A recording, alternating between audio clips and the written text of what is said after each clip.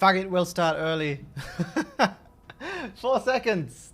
That's how we'll do it. Hello and welcome everyone. I hope you had a great week. It's Wednesday again, our favorite day of the week. Count Merit, hello. Nice first time chat. Welcome, welcome. I hope you all had a great week. How are you doing? How are you doing? Welcome Rayfish, Mirosi, Walter K, Maggie Carl, Kelly Kuhn, one of my moderators, and the artist behind of all of these awesome emojis that you've been using so nicely. Tancho, hello, welcome as well. Mythos, hey there, hey there. Ooh, using the Pavel emotes as well. Man, he has animated emotes. That's the perks of partner. We'll get there eventually. Oh yeah, the toast emotes, I can also, you know, really vouch for those. Again, Mirosi, just for you to tease you, right? We got the toasted one. Danya, also, hey, welcome. No, our version is superior. I need to turn down the background audio. Oh! Pigeon Bird, thank you so much. I suppose that's how you say the name, right? Thank you so much for the Prime subscription. That's awesome. Najakas, hey, welcome. I think you missed the last time, right? No, it's awesome to have you back as well. Hope you're doing great, buddy. Ah, guys, Fippy is also here. Welcome. Hope you're doing awesome. Man, it's so cool of all of you to show by. Ah, this is awesome. We're going to play Dark Souls today. No, Demon Souls. Oh god, it's actually Demon's Souls. Something I get always mixed up with this game is how many S's it actually has. I mean, I always thought it was Demon Souls, but it's actually Demon apostrophe S, so demons, like a genitive case, souls, plural. So it's like demons, multiple souls, I suppose. I don't know the lore of the game. I've never played it before, so this will be quite an interesting analysis today. Kale, hello, welcome. Who here has played Demon's Souls before? Either the original or even the Daftkind. Nice, thank you so much for the bits. Daftkind. Reminds me of Daft Punk, which I'm a huge fan of, and I was heartbroken when I learned that they stopped. Ooh. Demon Souls should pronounce only by snakes. The Mighty Wizard says, hey, welcome to the chat. Welcome to the stream. Play it currently at Flame Lurker. That says nothing to me. How many asses? Lots of asses. Lots of asses up here. I only watched the Let's Play. Oh, I hope this one actually showed some progress, because I'm not sure if we'll do any today. As you've seen, I'm quite decent at Bloodborne. I'm really shit at Dark Souls. And I think this one is leaning more on the Dark Souls style gameplay, right? Being the progenitor of that. So I'm not sure if I will do such a great job. No yes for an answer. I've played the original. It's a very good game. I'm looking forward to it. And welcome to the stream as well. Saw you followed before we started. Thank you so much for that. I hope you will enjoy your stay with us. Went sick after Pavel's stream. Now Miles will cure me. I will do my best. I will do my best. I have some tea, actually, and just for you, it is Geralt's Superior White Honey. You can actually see my lip stain off here, because human oils, I suppose. And this is a potion, if I recall correctly, that cures ailments, right? It cures a negative status effect. So for you, Nojakas, I'm also holding it by the handle, you know, like any sane person would. Ah, yes, I feel cured, even though I wasn't sick. I need a PS5 to play it. Yeah, that's a bit of a problem. I hope that will improve. I only got mine through sheer luck as well. Damn scalpers. Damn, I wanted that mug. Yeah, you can still order it. You know, it might be out of stock for a while, but I think they keep restocking these on our store. I don't really want to plug all that much, but we have a CD Projekt Red store with lots of awesome merch, and amongst it, these cups. Yeah, so What else? What else? Guys, I want to ask you something. Because I actually forgot to do this last time. I wanted to take a look a bit at the 2D map of Bloodborne's first level. Do some analysis of that, because sometimes changing perspective of a level from when you're playing it down, you know, zooming out, taking a look at how it looks in 2D as a map, gives some awesome insight into the structure of a location. I don't know how much that interests you, because we'd be looking at a 2D map for a while. I'd be drawing on it. Let's say like 15 minutes. Let's not go too deep into that. Before we dive into Demon's Souls, would that be interesting to you guys? Let me do a poll for that. Because I know it's not gameplay, and I promise Demon's Souls, but it's something I forgot from last stream, and what I would do probably is I will clip this bit and rename it into, like, you know, a Bloodborne stream edition, you know, so I can sort it in the VODs that you can all watch, by the way, if you missed it, on my Twitch channel. I make sure to save all the streams as clips, so you can rewatch them. I'll also consider putting them on YouTube. I really will. Anyway, I forgot about that, and I really wanted to do that, not just for you, but also for myself, because I think it's kind of interesting. Maybe we'll learn something, maybe we'll learn nothing. But yeah, I don't want to do it if it's not too interesting for you, because I realize it's a bit more dry theory as opposed to seeing me get my ass handed to from some strong enemies in Dark Souls, and then whatever, seeing what we learn from that. So let me do a poll.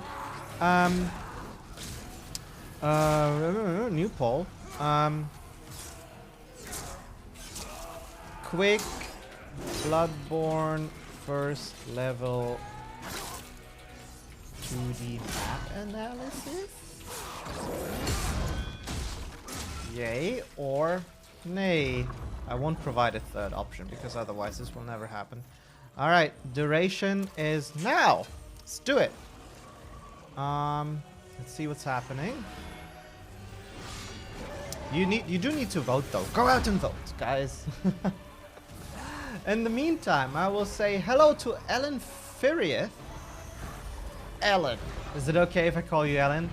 Hello, Maya. It's first time here. I'm really excited to listen to you. Only heard the best of your streams. Thank you so much. I hope I will not disappoint you, and I hope you'll enjoy your stay on this channel. And I hope I can make it worth your time. I'll do my best.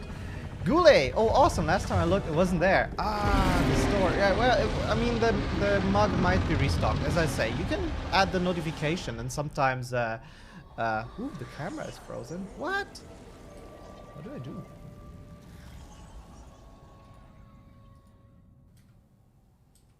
It is frozen. But can you still hear me? That's the best view to be frozen at. How do I... Huh. Intriguing.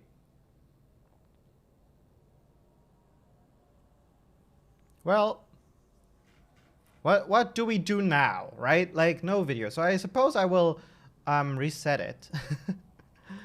Does this reset it? Hello, camera. Come back. Why would the camera freeze, by the way? What's the reason? By the way, thank you. Overwhelming amount voted for yes. So we'll keep that in mind. How the fuck does the camera freeze? And then why doesn't it unfreeze? Deactivate. Activate. Probably will reset its lighting values then, right? Come on. Come on. Did I just completely break it? Configure video. What the fuck happened? Please come back, camera. I mean, if it doesn't work, we'll just do a cameraless stream today, but it's no, that's not. Hello?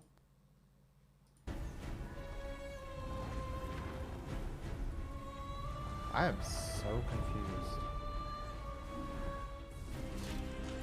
Well, okay, it's just broken now. It's gone. Oh, what? I pressed the taskbar and we're back. What the fuck happened? Actually, we're way too bright now. It reset the lighting values, of course. So let me get back to where I don't look like I'm the moon. Man, it's already quite the exciting drama at the very beginning of the stream. Okay. Wait, let me go through the chat because I missed a lot trying to fix this. I'm sorry for that. Technical hiccups. Let's get them out of the way at the beginning, and then we don't have to deal with them later. I see. By the way, welcome to the stream. Sorry, I'm only seeing this now. Make Believe, hello, welcome. I hope you all will have a great time. That's the perk of having still like a relatively small stream. We can be more personal, right? Dafkind. No, that was from earlier. All right. Klashenkov. Got it right this time. Welcome to the stream. Oh wow. Wyście Avarinje escape room. Hello. Do you host an escape room? Is that why your account is named like that? In any case, welcome. I hope you will enjoy your stay. All right, try unplugging it. Yep, I gained a new ability. Okay.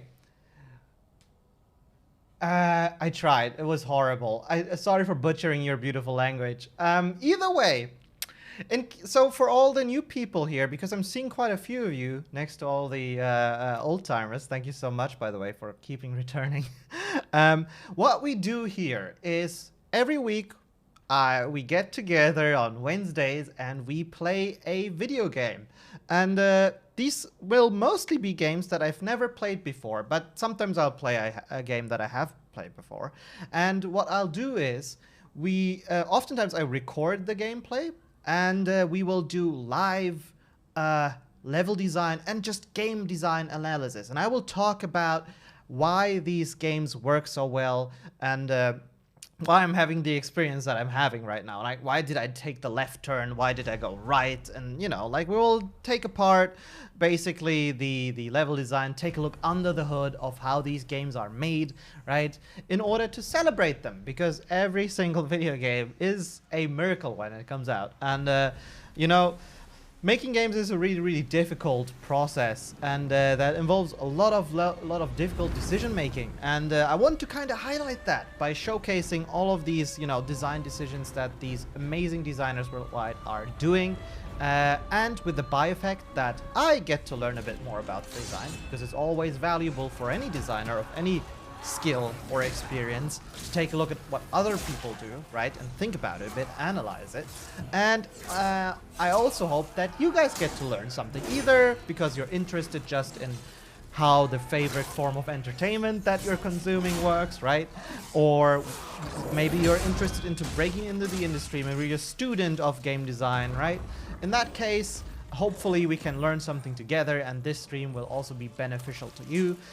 If you are already in the industry, or if you're breaking into it down the road, right, catch me if we ever meet at one of the many conventions. Maybe we'll go out for a beer. There, I said it.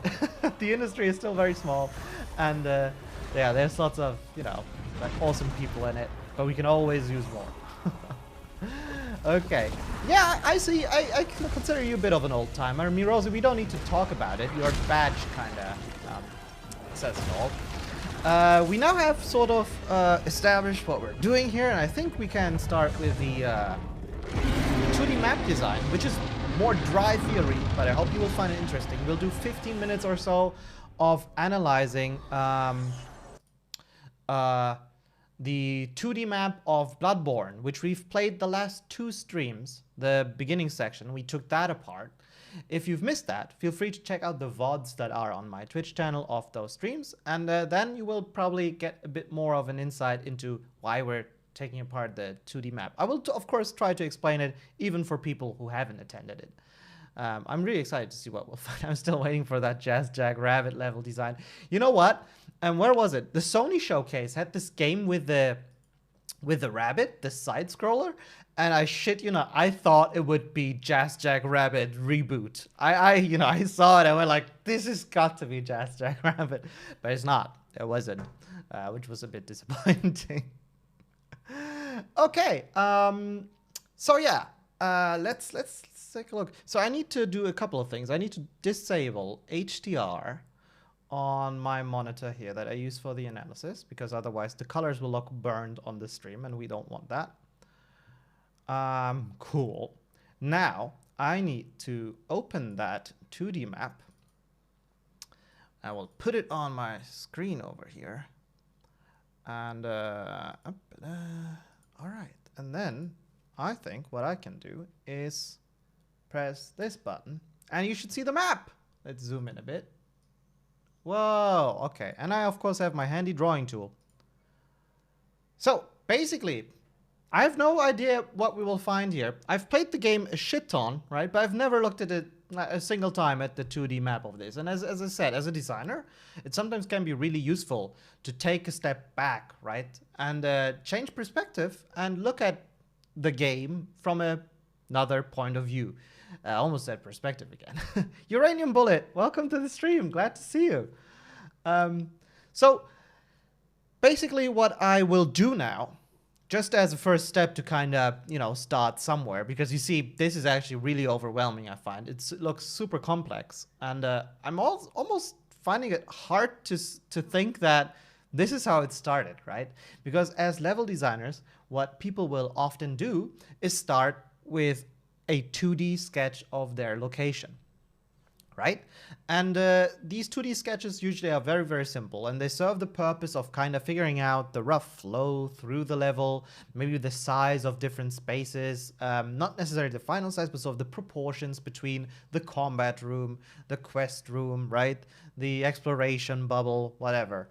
And so what I'm looking at here is a very, very complex layout, and I have a hard time thinking that probably it started out that way, right? Maybe the initial drawing was probably much simpler, much more, you know, much more 90 degrees angles, right? And what might have even happened is, and again, I'm theorizing here, I don't know how they designed it, right? Each designer has a bit of their own process. They might have just done it in smaller chunks and then sort of thought of it as individual sort of bubbles, right? In which they had certain requirements, what would need to happen, given that this is the tutorial area of the game. And then they sort of stitched it together, right? That would be like a believable approach for me. So for example, maybe they were looking at it, and again, I'm speculating, it might be wrong, but it sounds plausible, right? So it might be that they were looking at this beginning section. Can I increase the size of this? No. Like this beginning section here, right? Maybe that was sort of their first section, right? And then from there, they sort of went and connected and did like, then, I can't, right, I need to zoom like this. And then they did like the next section, right? And pieced them together at these places. Maybe, who knows? Either way, my point is it looks a bit too complex almost to be the initial drawing, especially given that this is 3D, right? Like this section here is actually above this section, and this section here is actually below this other section. You see how it's a bit crazy. Hello, German game designer man with the cool hair who makes RPGs and plays stores. Das stimmt, genau das mache ich. Willkommen zum Stream, Uranium. Hold on, aren't you that guy who does this streaming thing? Yeah, the guy who works at that computer game dev. That's me, Spark. Welcome to the stream.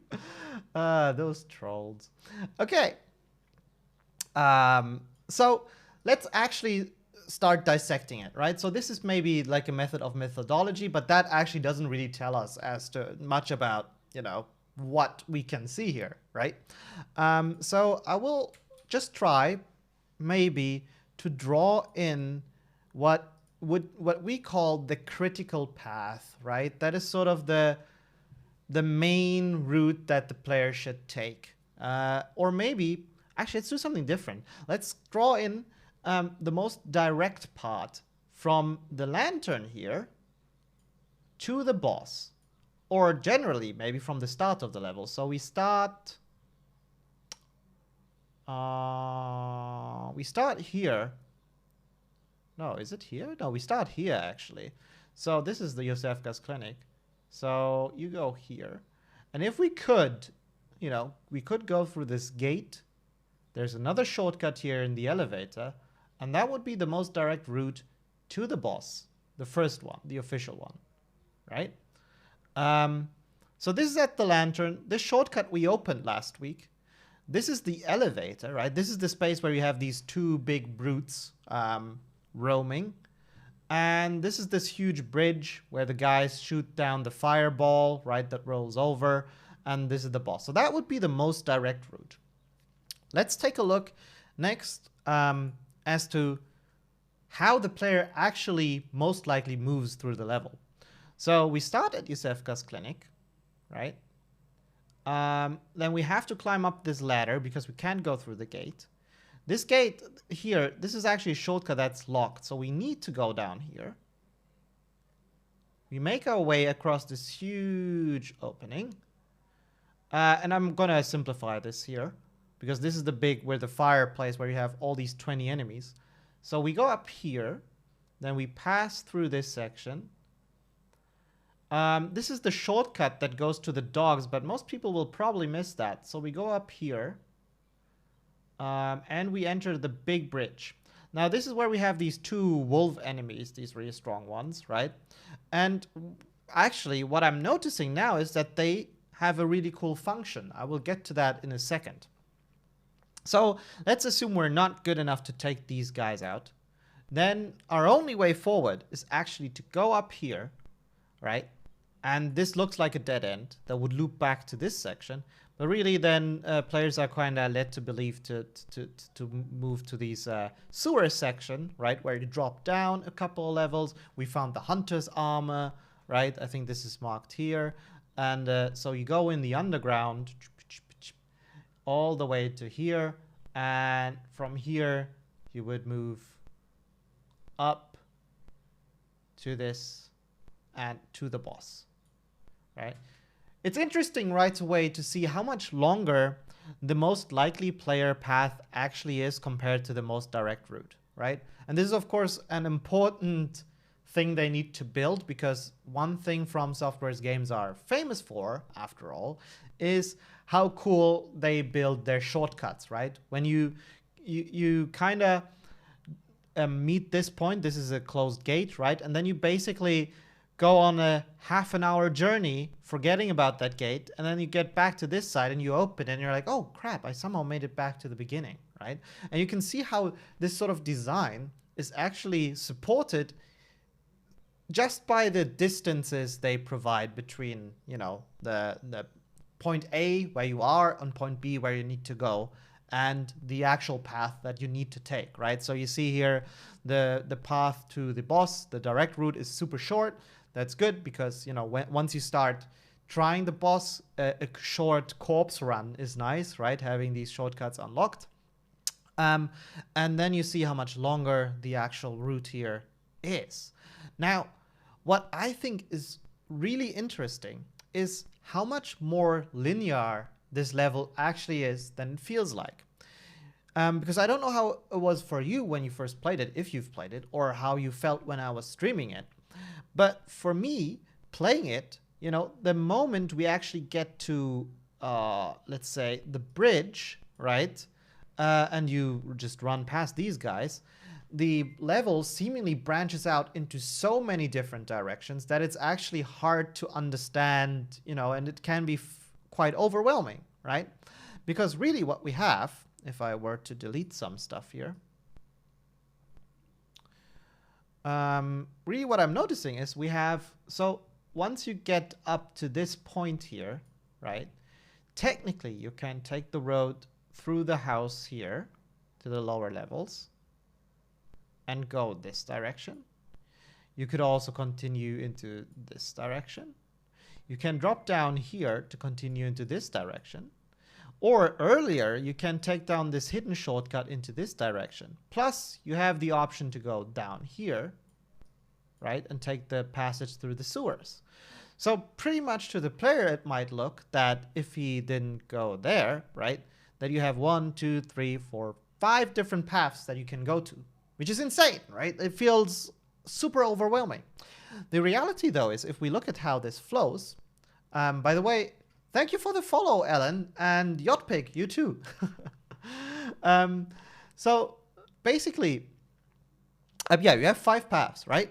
And I find it so interesting because it feels super, super overwhelming. But if you really think of how these paths flow, and I'm going to delete them again. I hope you can see this well. Yeah. Maybe I should. Oh, by the way, I don't know if it affects you guys, but I still have the night light mode enabled. Let me disable that real quick. This goes to for eye strain, but it's not really helpful when the stream is on. Ooh, look at that. Okay. Does that actually change anything for you guys? Do you see this differently? Interesting. Hello, Sunquad. Been doing great. How are you? You still owe me a DM about your game jam level. Because in case you don't know, Sunquad last weekend participated in a game jam, and we are heavily considering taking a look at what he's been making there, possibly in some of the future streams. I'm up for it, and we will dissect your level design. Oh boy, will we just. The harshest criticism you will get. Okay, so let me quickly speed through this so we can actually finish this, because I know it's. So my point that I was trying to make is, even though there's so many paths, let's look at how they actually lead, right? So we'll take the red marker again. I wonder if I can change the thickness of these a bit. Give me a second. Options. Pens. Width. Yes, let's go with the red one and just go to 120. Is that really much larger? Is that like ginormous? No, it's not, but it is good. Okay, cool. So right. So notice this. Up until like when you start the game, this actually is really linear, right? You can basically go like this, and I would consider almost like this section here, like this moment you pass under the bridge, this is like as linear as it gets, right? The player has some options here to branch out, but ultimately you follow one path. But once you go after, there's actually the first sort of hidden shortcut that allows you to drop down to the dock part here, right? Which leads you to Eileen the Crow. And, you know, but that's kind of hidden, right? So you kind of go up here. So it's still relatively linear because it's really easy to miss. So you go up here, right? And this is where it branches out seemingly. But let's see what happens when you actually go down these paths, right?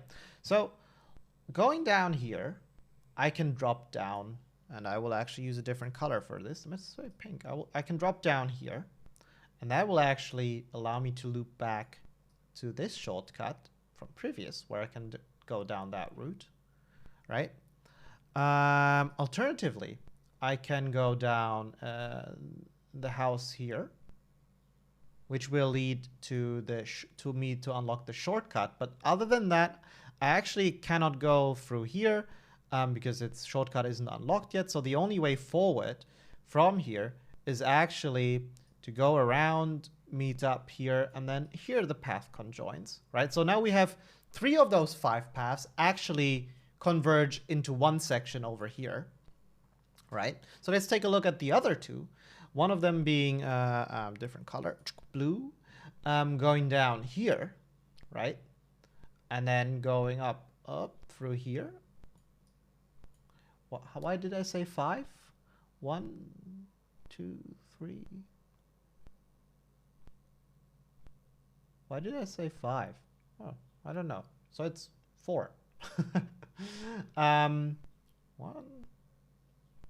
2, 3. Yeah. So basically, these are actually all kind of one path, right? Like the player really quickly actually loops back to this, even though it feels like, you know, you're going on very different tangents. And then you would continue down here, and this is where you merge on the other path, and that's where it just continues to the boss, right? What I feel really contributes to you getting a feeling of you having chosen a widely different path is because literally these are not connected, right? It's not like these two paths, this one here and this one, go in parallel so you can see the other path. But there's a healthy distance. You actually lose track of they're polar opposites in the direction, right? So it actually makes you feel more secluded and unique, making these paths feel more like really, really strong branches, right? When really it actually doesn't matter too much in terms of progression where you go, because they do loop back to this section relatively quickly, providing more of an illusion of choice, right? Making the level seem much broader than it really is. And then you go on here, right, to the boss. Very fascinating. I think it's very fascinating that like the level in itself is actually not that non-linear, even though it kind of feels like it has a shit ton of different options on paths you can take. But it's cool. Like that actually makes you feel like you're exploring a lot, you know, like you have so many options. But the reality is, you're like, from the level design, it's almost impossible to actually miss going to the final boss, because it's still quite linear of a level, right? And that is what makes the design so beautiful, because in the player's head it becomes much more grand, much more big than it really, really is, right? And it gives you as a designer a lot of mileage, no pun intended, for your work, right? So yeah, that's really cool, because it's all about experience, of course, right? And one other thing I find interesting is, right, I wanted to talk about the wolves. So we actually have these two wolves here, right? They are the same enemy you encounter at the very beginning. This enemy at the very beginning is meant to kill the player, but he only has half HP, which the player sees, right? So you get this information sent to you, which is, an enemy with only half HP of this type can kill you. And then later you see two enemies of this type with full HP, right? So it is how you call it, a gear check almost, right? Like it measures the skill. It's a skill check in a way. Yeah, it measures the skill of the player, right? Why is this important?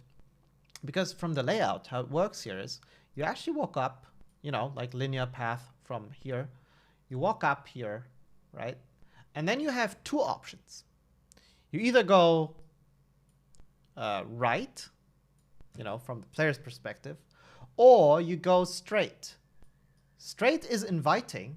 Why exactly? Why would the player want to go straight, perhaps? Point time, guys. You get points if you reply to this properly. In the meantime, I can go check what's happening in the chat.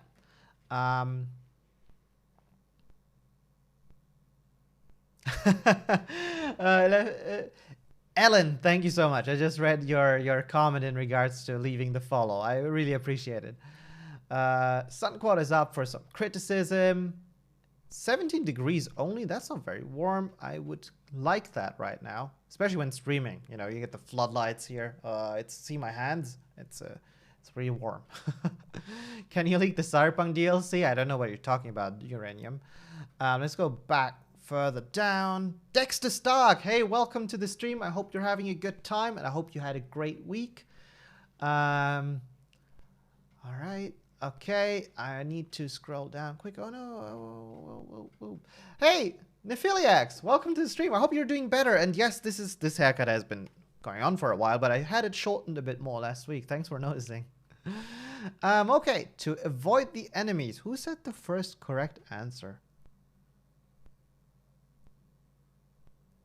I have the bug fix for who's sick? Nojakas is sick. Sore throat, sneezing, feeling a bit weak. Nothing too serious. Nojakas, still get well soon. I hope again this stream will help you a bit. It's all up to you, Miles. Oh, okay. I'm doing my best. Yeah. So the correct answer here, I would say, is Crazy Kitty, to avoid the enemies, right? Goulet also said it correctly. Actually, it's good that I spent some time doing something else, because now you all had a chance to give the proper answers. Because of the enemies are line of sight. Yeah, my week going well. And, you know, partially I would also say because of the chance for loot, right? Which actually, with this map, we actually can see where loot is placed. So that's partially correct. We see here the loot icon from here. So what, ooh, I deleted the drawing. Anyway, so we go here, we have the choice left, or right, or straight, or this direction where we find some loot. But ultimately, you know, what happens is that players will go here and then they will go back, right? And then probably go down or straight if they have decided. And yes, that would be mostly because of these strong enemies, right? The player has learned at the beginning, this wolf is a really tough enemy, right? And here there's 2 wolves, right? At full HP. So this is like an overwhelming encounter, possibly for many players, right? So the correct answers were then said, of course, by Crazy Kitty. And also I will count Goulet's answer. So please, moderators, could you give Goulet and Crazy Kitty? I don't think you get points, right? You you always participate. No, both of you get 5 points for whatever house you're standing for. Because in case you don't know, we have this little thing called XP, and it basically works like the houses in Hogwarts. You get points for participating and with the correct answers, because that's how you learn. I know you will learn from this, right? And so we have a leaderboard. If you type in !XP, you will get the link to it, so you can see where you stand. Mind you, I will have to rebalance that leaderboard probably during the week, because I didn't have time yet. I will reduce everyone's leaderboard points by, you know, 50 to 70%, because the count is already so high, and I think 50 should be a crazy high amount, which most of you already have, because of a bit of a botched settings at the beginning where followers, you know, just for following you get a shit ton of points. And I think that's unfair. This should be about learning, right? Not for pressing a button and then you get points. So I want to rebalance it while still trying to keep the current scoring somewhat similar. So those who are way ahead because they, you know, been participating, don't get dropped to 0.0, right? I want this to be fair. Okay, anyway, so that went on a bit of a tangent. So with the enemies being here, this is actually really cool, because this section, right, is actually the path, you know, to a first boss. It's not the first boss. This is the first boss that players may meet, but it's an optional boss. It's the cleric beast, right? And so these 2 guys actually serve almost like a skill check. Are you ready to face this boss? If you're not, then you can go straight. You can go through the sewers, find some awesome armor over here, right? Because actually it's more like this. You find some armor. Oh no, that's the girl. That's the girl. Well, you can go down, you find more loot, bloodstone shards, which you can use to upgrade your weapons and become stronger, right? You can go down here, you'll find some armor, which is here, the number 2 is the hunter set, right? And you can kill more enemies, which gives you more money to level up and become stronger. And that long way then you will use to get to the actual first boss, where you will come in, hopefully strengthened quite a bit, possibly, right?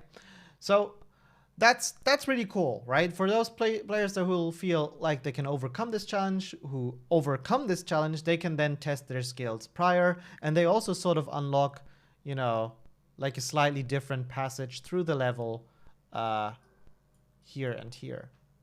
It's kind of nice. It's kind of nice. I like it. Okay. I think this should conclude our talking about this map. Before we continue away from this, are there any questions, any observations yourself that you might have done? I'm really curious to hear your thoughts about it. Oh, there's a bug fixed version. I wish I could. I shouldn't joke.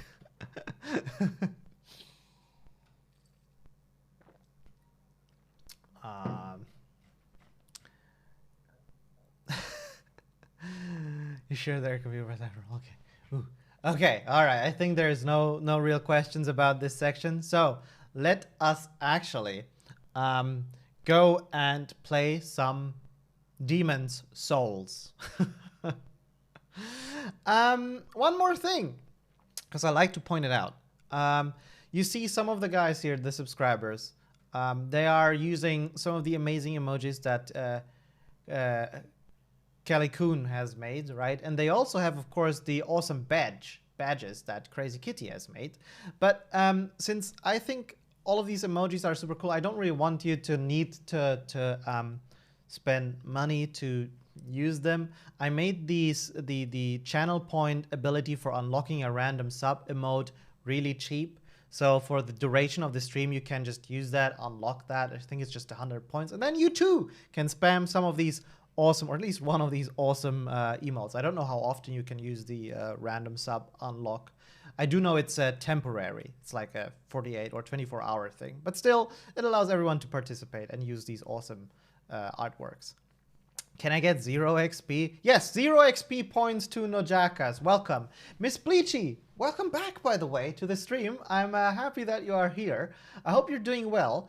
And Miss Bleachy is doing us all a big favor by initiating a poster check. You see, I already set up a bit. I hope you can do the same because, you know, sitting in a chair all day, it's not good for your back. You need to exercise and balance things out and keep and check your poster. All right. What else? Souls games don't come with maps. Do you think this is a good way to encourage exploration, or is it perhaps detrimental to the players?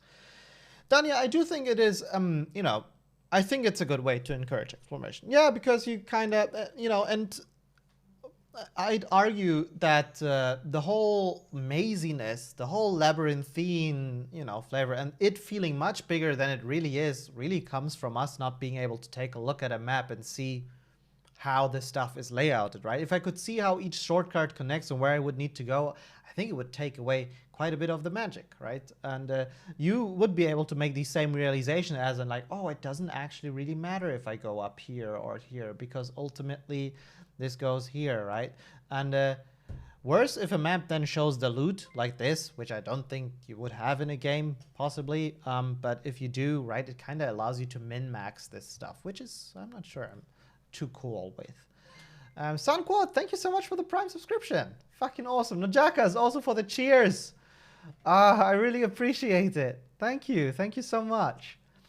What happened here? I forgot. Wait, wasn't there like another first time chat? Oh yeah, Bonnie, hello. Awesome cat emote. Bonnie, welcome to the stream. I hope you'll have a great time here with us. Okay, so enough talk. I mean, there will be more talking, but now there will also be playing.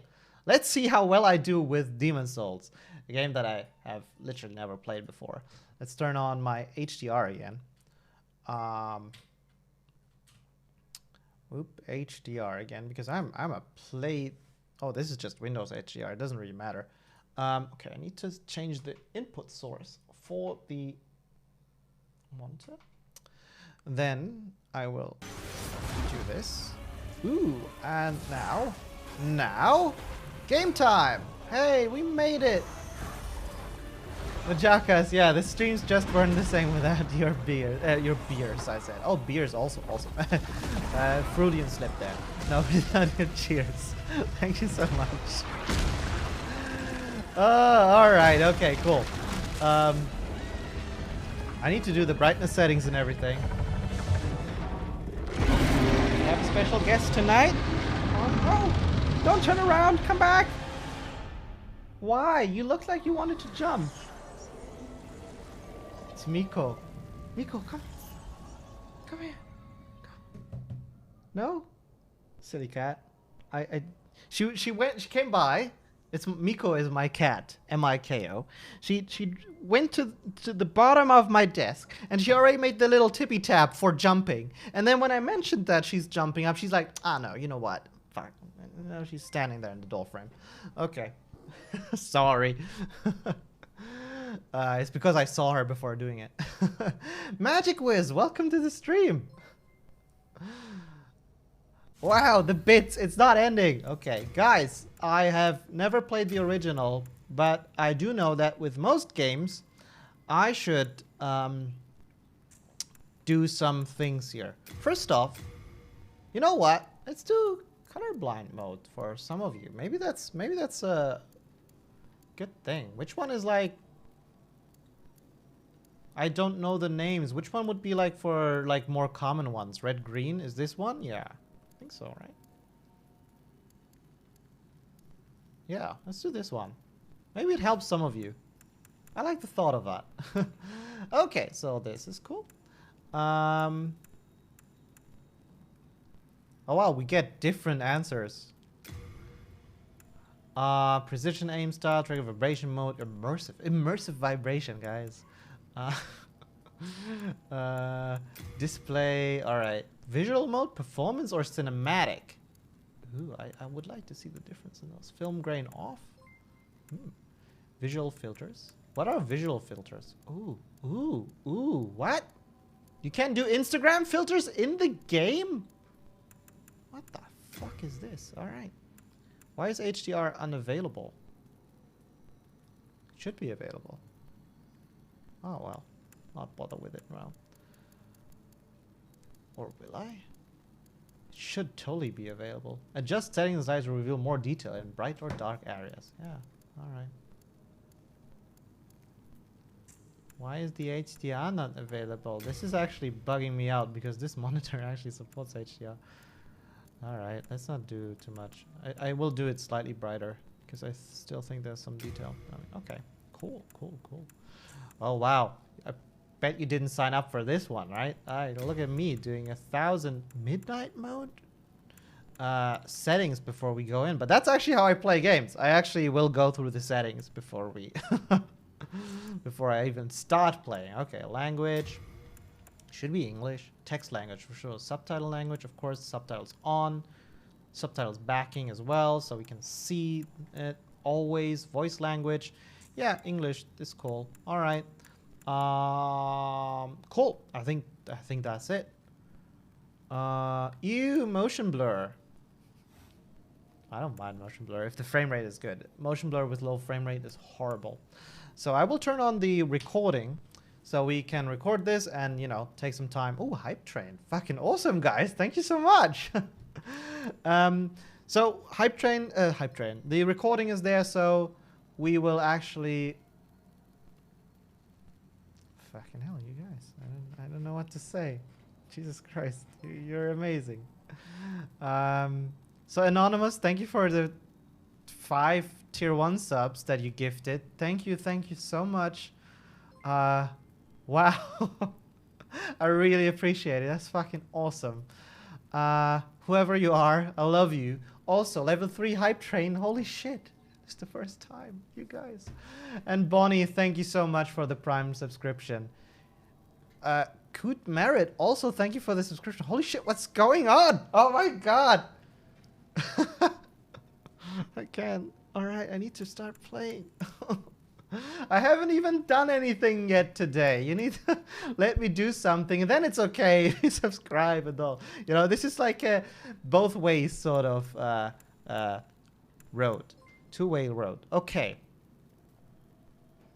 Tancho, thank you so much for the bits. Crazy Kitty also. Oh god, we'll never start. I wanted to say something. Right, the recording is turned on so we can do some live analysis later on. I hope we will get to it. Let's see how the time goes. Oh, logging into Demon. Wait, what? Ooh. Body type A or body type B? The third reply in chat determines which one.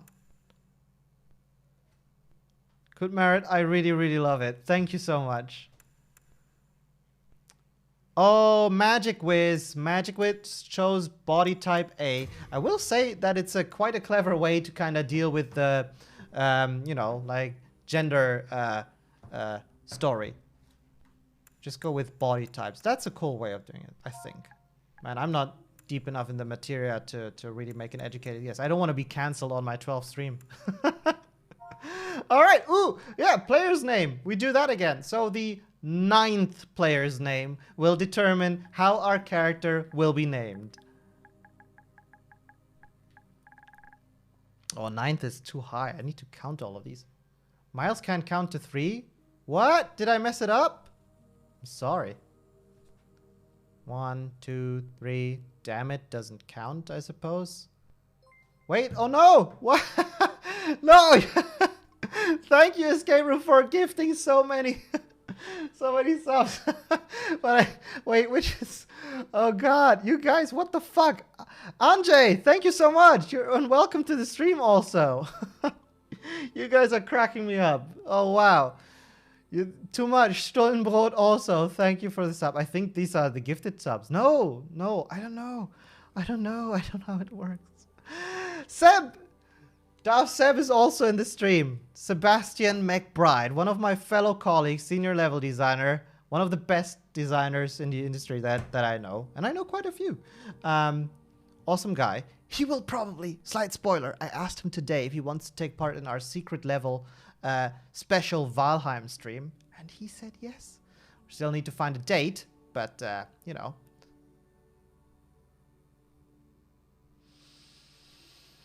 Oh wow. Okay, no Jakas, we'll do it in a second. Let me figure out the name because we need to leave the character thing first. No Jakas did activated hard mode. I will accept it in a second. Let's do the name first. So we have 1, 2, 3, 4, 5, 6, 7, 8, 9. Wait. Danya, you said it twice. And the other one is Boaty McBoatface. I like that. But I'll count it. No, no, Danya, I can't count it because if everyone does it twice until they hit the spot, then you know we will never do this. So sorry for that. Better luck next time. Rayfish wins it, and our character will actually be called. We need to be faster with these kind of things. So this is about education and not just entertainment. So welcome to the world of Demon Souls, Boaty Mac. I know, it's the Swedish boat, right? Was it in Sweden? I forgot. That Fortran, I think, made happen, right? Boaty make boat. Boaty make boat face. There we go. Alright. Cool. Alright, let's not do pics on the other ones. Guys, you're destroying me today. What's with all these subs? I don't even know. All right, cool. So Nojaka's activated the hard mode. Hard mode is the skill point thing that you can only do twice, I think, per stream with a 15-minute cooldown in between. And it prevents me from saying one word for 5 minutes. I will actually... We still have no punishment for... but I will try to time this. Guys, we're wasting a bit of time. We're not doing analysis. Okay, so the word is, of course, fuck you, Nojakas. I mean, it's guys. Yeah. Start. Okay, I can't say guys for the next 5 minutes from now. I don't want to speak. Didn't Miles ban you from internet last time? He said there can only be 2 toasts. Him and... I wouldn't cancel my own brother. Okay, wait. So, I don't know... Ooh.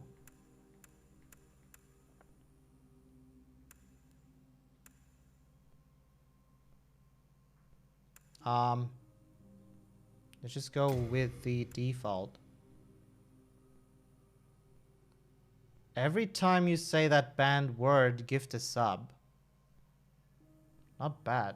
I would basically bankrupt myself. You see how instantly I'm more quiet? This is how you get me to shut up, everyone. Yeah, let's just go with any of these. What's the foundation? Oh, I don't care. I don't care. Let's go. Level 5 chat. Holy shit, people. The power of souls, Level 4 hype train almost finished. I don't know what to say. Thank you so much. This is awesome. Until the colorless deep fog swept across the land. Boletaria was cut off from the outside world. And those who dared penetrate the deep fog. First time, Seb. Returned. First time. But Valifax of the royal twin fangs broke free from the fog and told the world of Boletaria's plight. What the fuck? What the But fuck the is old happening? King Rishi, thank you so much for the subs. Those are too many. Below the nexus, from its You're being too generous. Thank you, thank you, thank you and so the much. I can't say colourless enough how fog much I that appreciate swept it. in, That's fucking unleashing cool. Why am I terrible whispering? Because I demons. worry I say the word. The demons hunt down Holy men, shit. claim their Oh my souls. god. Those who lose their Outsider, thank you so lose much also for their gifting yet minds. another The sub. mad attack the sane, and chaos reigns. Valifax also spoke of the enticing What the power fuck of is the going on? demon's Wow, oath. this is a really cool graphic.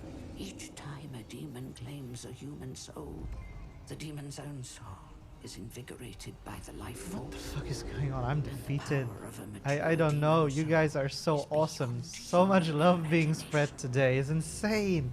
The legend spread quickly. Mighty warriors lured by the Holy shit, possibilities man. braved the fissure to breach the accursed land. But none have returned. Pure of the twin My own flames, brother gifted a sub now. yet the silent chief, Thank you. Thank you so much. Saint Urbane, What the Scurva fuck, the you Wanderer, guys? Level 5 complete. the sixth saint I don't know what it Estrella means. with her knight Garl Vinland, and Sage Frake the Visionary. Alright. The colorless deep fog slowly creeps beyond Boletaria's borders. Humankind faces I a want to slow talk like I and guess at this steady point it doesn't matter so extinction. much, but The deep fog will eventually swallow all lands near and far. But Boletaria has one final hope.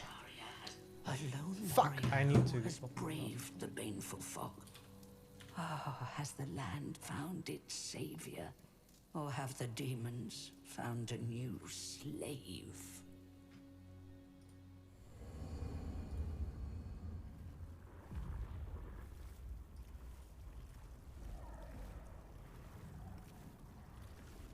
Brave soul who fears not death, there you go.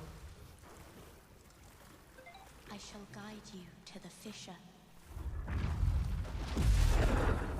Well, Mirosi, I suppose that came in So that you may lull the old one very back handy. to slumber. Yeah, it's actually quite weird that suddenly I started whispering. The banned word starts with G, and it's one that I will now use. I will just say people. Wow. So this is the frame rate mode for sure. I can tell that the resolution. The 5 minutes are over, guys. Haha. Wow, what insanity you guys have been doing. Thank you so much. I can't say enough how much I appreciate you all. That is fucking insane. Let's talk about level design. I will do my best to keep you entertained and also enlightened. This shouldn't be possible. Wait, there's a cooldown in between these. I set these up so there should be a cooldown in between these, and you can't do them more. Can't do them more than 2 times per stream. You son of a bitch. Okay, well, let me set the timer, I suppose. I'll do it. You know, you asked for this. Yes, for this. Okay, but then we will do some proper design talk. Okay, so I missed most of the cutscene, to be honest. The insanity that pursued was too crazy for me. The awesome benchmark check of any level is, of course, what happens if you immediately turn around, you know, once you spawn. A level designer's nightmare. Not really, but it's something we need to consider always. Man, this looks really good.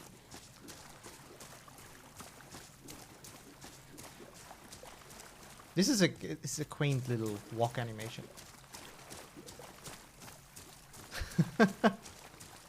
Okay. All right.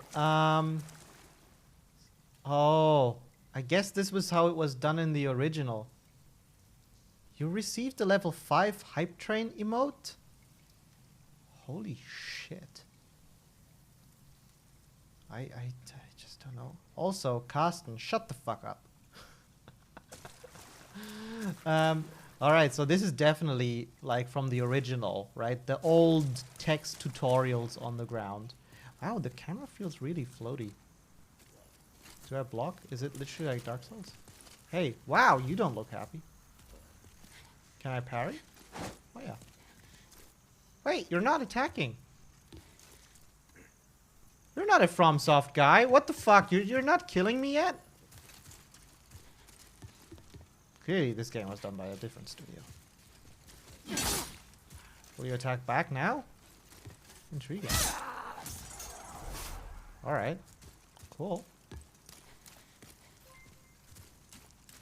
Again, I've never played this before. I never played the original, so all of this is new to me.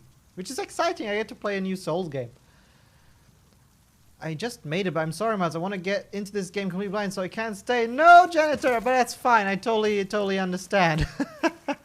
Until next time, then. Watch the Bloodborne one.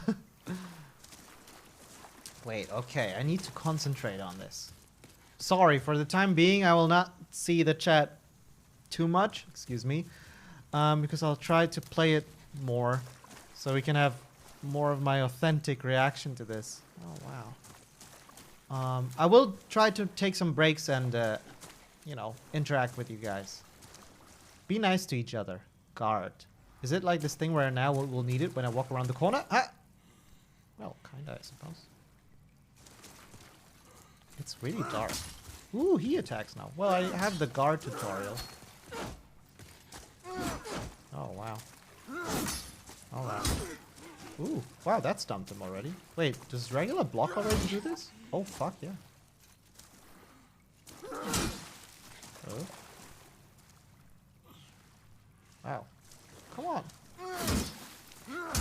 Okay. Clearly, either I can't parry him or I suck at it.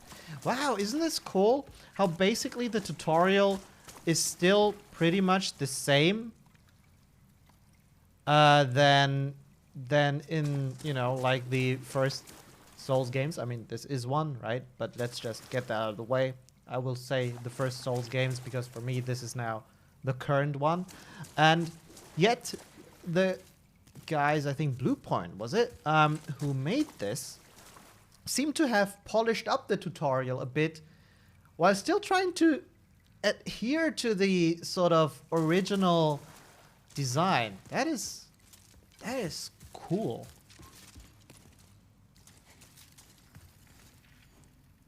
Target lock. Change lock target. Okay. Ooh. He gets illuminated by the light. Oh, I thought this was an enemy, but it's just another player. I'm surprised I didn't get flanked from the side yet. Ooh, shit. Okay. Alright. I really like the feel of moving the camera. Oh, I can't actually look that much past it. Okay. Wow, it's insane how good a Souls game can look. I mean, they all kind of look good, but this one also from a technical point. This looks good. I don't know. Bloodborne is cool. Ooh, this is nicely done. But I always thought that it looked kind of like it had a lot of rough edges. This one feels much smoother. Ooh, guys, we're back. Yeah, bet you didn't think I could make that one. Haha, I did it. Ooh, shit. Alright. Man, I'm really good at Demon's Souls. Can I go for this one? Really good at this game. Ooh, wow, I like the... And this is such a small detail, but I feel like even the loot item looks polished. It just looks sleek. It's like the Apple version of the loot of the From Software loot. Stylish, sleek. Oh, I'm so going to get fucked going straight through that, right? This is the moment where the game teaches me that it's hard. Switch item? What one? Use item. Switch item. Ooh, this heals me. Okay.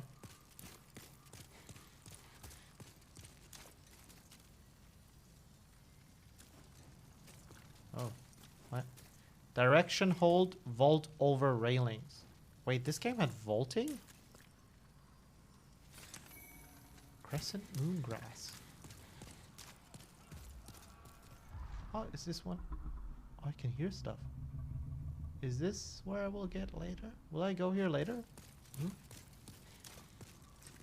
Some easy signposting, right? With using different material.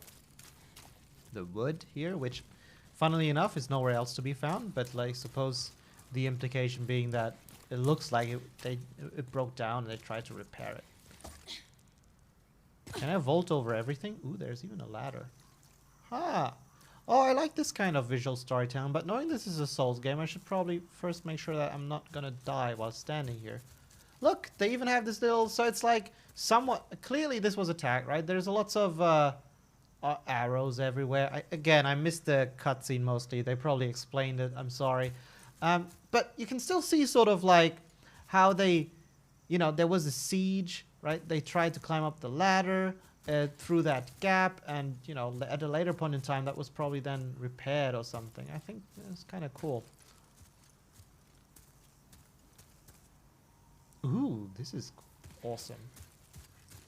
That's some nice use of composition here. Up.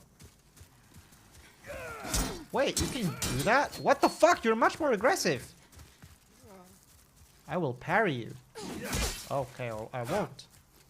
I will parry you. I will not. Okay, this time. Ah ha ha! There you go.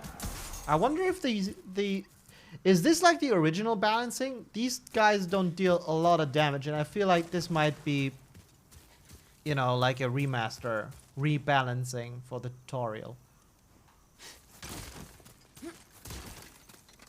What is backstab? Oh, it's just okay. Ah. This looks really nice. I really like it. I want to try how it looks like in... Do I need to reload the game for this? Or is it... I can just switch it seamlessly. Ooh, what the fuck? Oh my god. How bad is the frame rate all of a sudden? Well, the resolution is higher, but it's not worth it. It's not worth it, guys. How is that? Is that 30 FPS? That must be lower. Come on. Holy shit. Ooh. Oh god. Okay. How is 30 FPS so... I used to be able to play on 30, and this seemed just lower than that. Ooh. Sorry, this is the section also where I learn how to parry. Okay. Ooh, shit, man. Come on, do it again. Do the jump. Oh, way too early. Wow, the parry is really quick. Come do it. Okay, let's not joke around with these guys too much. Wow, this is how From Software tutorial could look like. That, yeah, is a bit more forgiving. I noticed this with the Cleric Beast last time when we did Bloodborne, that actually, you know, it takes a lot. It actually doesn't deal a lot of damage at all, which is something that I didn't realize when I first played it, right? Like, for me, the Cleric Beast was a horrifying enemy, and I died so many times through it, but only after replaying it last week, I noticed how forgiving that boss fight really is. Easy tutorial. It's the foreplay before the game really puts on the rubber puts on the rubber gloves or takes them off. I'm not quite sure yet.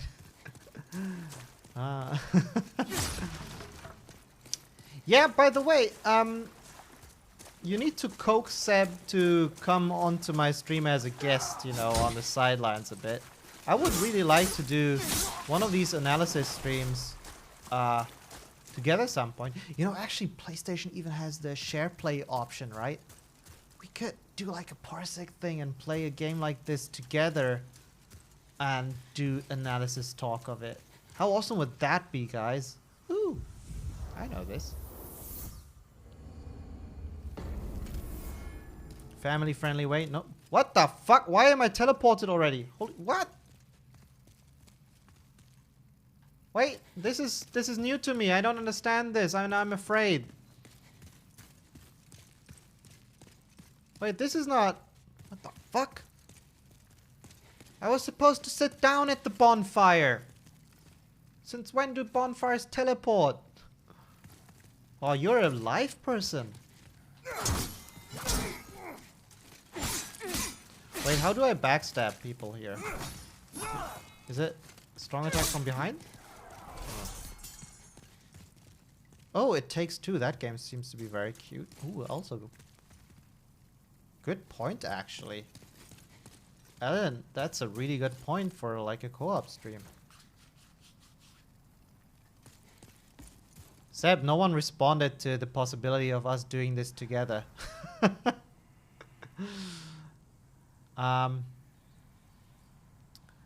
Parry, yes. After parrying, riposte. Oh, I want to.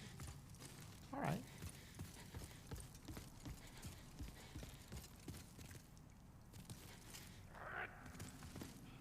Ah, parry, bitch. Okay, what's the timing already? It's... There we go. Alright. Wow! Wow, that takes a long time, this animation, but it's badass.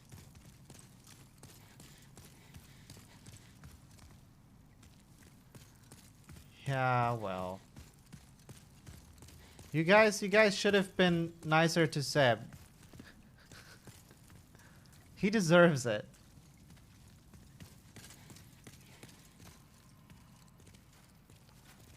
Oh, you look tough. Alright. Well, you're not that tough.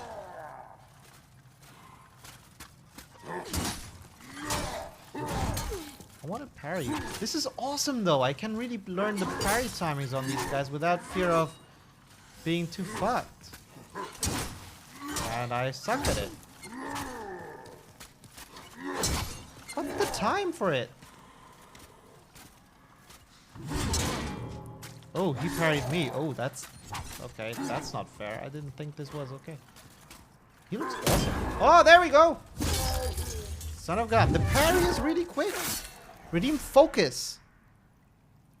Yeah, alright. Klashenkov redeemed the focus ability with his skill points. I need to keep up the fantasy. I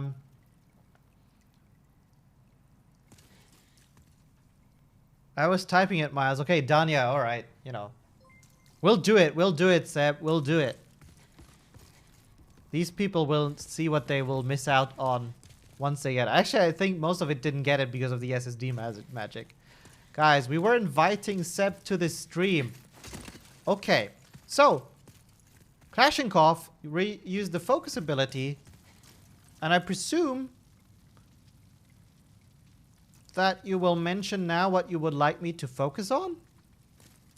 Because you didn't write anything, as far as I'm concerned. I'll wait.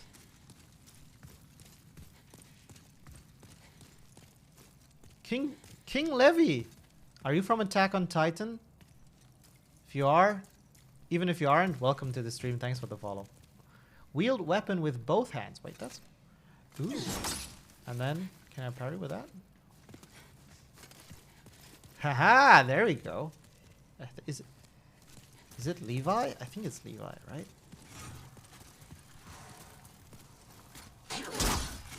Fuck. Parry is really fast. Nope, too fast. It's so different to Bloodborne. I'm not used to this. There we go.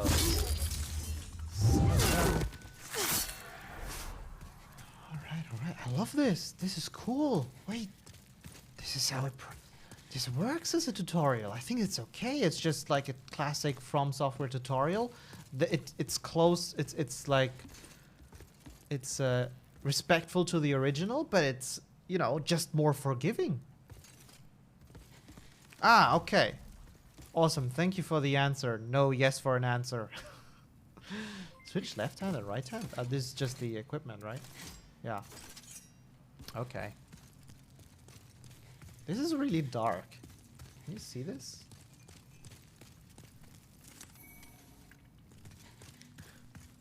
Tensa, give me your toes. I want to eat my Nutella. Fair enough. Oh, wait. Oh, God. It's a Hazelnuts raid. I didn't realize it. I should probably change the notification sound on this. Wait, did you... did you... Is this your thing? You want to eat Nutella toast? All right. Thank you for the raid, Hazelnuts. I hope you had a great stream. How was it? Clash and Gov, that's okay. Basically, Clash and Gov, what you can do is if you have a question now, you can just ask me to focus on an aspect of, you know, of game dev or the game that's interesting to you, and I'll try to shed some light on it. Meanwhile, to everyone raiding, thank you so much for coming by. Thank you so much, Hazelnuts, for the raid. I really appreciate it. I hope you had a great stream. And let's be honest. Nice toasted white bread with Nutella. There's few things in life that are better than that. I'm not sure what you want from me though that is suitable for this stream. Yes, guys, I can only say to anyone who doesn't know who Hazelnuts is, other than being an amazing person, she is a streamer who plays lots of VR games, Beat Saber, and does so really, really well. And of course, she also plays Sekiro lately, which she's quite good at. Certainly better than my first run, which I still haven't finished yet. And also, of course, she's able to play Dark Souls using a dance mat and finish bosses doing that. Something I struggle even with a really, really good controller. So if that is something you find interesting, you find admirable, which you should, do drop by, take a look at her channel. It's well worth it. I had no idea what's going on, but Nutella is delicious. See? You know, you came for the level design, you stayed for the Nutella. Holy shit, there's an enemy! Oh my god! I thought you were like another player ghost. Ha! This is when it works. Did you see that? Flawless victory. Der echte Spezi, as opposed to the wrong Spezi. Welcome to the chat. Oh god, Nutella care package. I don't have them with me. I left it. The dog ate it. Miko ate it. Okay, guys, I need to. Oh, is this a boss room? Wait, shouldn't this only happen after? Oh, I didn't know you could do that. Shouldn't this only happen after you do the boss? Oops. You enter the boss room, then the fog wall comes in. Either way, let's do the boss and jump back into analysis. Fucking hell. By the way, oh, I always forget this. This is practice of what the streamer should do. I'm not a professional, right? So, to anyone who's new to this chat, right? I do level design live analysis. If you like video games, if you're interested in how they are made and want to see more of how complex the design decisions are that go into making video games, or simply just like to learn more about your favorite medium of entertainment, that's what we look at here. So I'm playing live now. I'll try to do a bit of analysis on it as I go. But what I'm really also doing is I'm recording this gameplay. So later down the stream, we will take a look at the video recording and we will actually analyze what it is that happened that made me go left instead of go right. You know, the way the designers guided me through a level and they taught me the mechanics, right? All of that we will analyze later. So I encourage you highly to stay with us for a bit and check that out. I promise you, you will not be disappointed. There's lots to learn, including for me. I always find these very, very exciting. Hazelnuts, have fun and enjoy your food. King Levi, yes, I did work on Cyberpunk. I'm still working on Cyberpunk, for that matter. Wait, this is a fog wall and there's no boss. What's this? What is this? Why there no boss? What? Oh wait, I think this is... Oh? Is this the other side from where we came from? Wait, I'm confused. Why? Dog ate the boss. Oh, he was probably slathered in Nutella. This looks really awesome. But where the fuck is the boss? Oh, another fog gate. What? As a Souls player, this feels highly unusual. Illusier Art. Thank you for following. I hope you have a good time. Oh, that's him. Wow, you look awesome. Oh, dodge rolling. Oh, holy what? Alright, I'm dead. No, what? I'm not. What? I can't heal fast enough. Oh, I don't deal any damage. What the shit? Okay, alright. I see. I was not prepared. Dodge rolling isn't a thing. At least not compared. Oh, you're supposed to. Soul of the lost withdrawn from its vessel. It's one of those. Let strength be granted so the world might be mended. Soul of the lost withdrawn This from looks its fucking vessel. awesome. Let strength be granted so the world might be mended. So the world might be mended. Guys, this doesn't count. This is the intended death. Having said that, between Bloodborne's first intended death and this one, I like this one better. Like dying to the boss? That's cool. This is the Nexus. It holds together the northern land of Random Boletaria. first person view. Is that like the only first person view in the entire game? The 5 archstones will guide thee to the outer lands.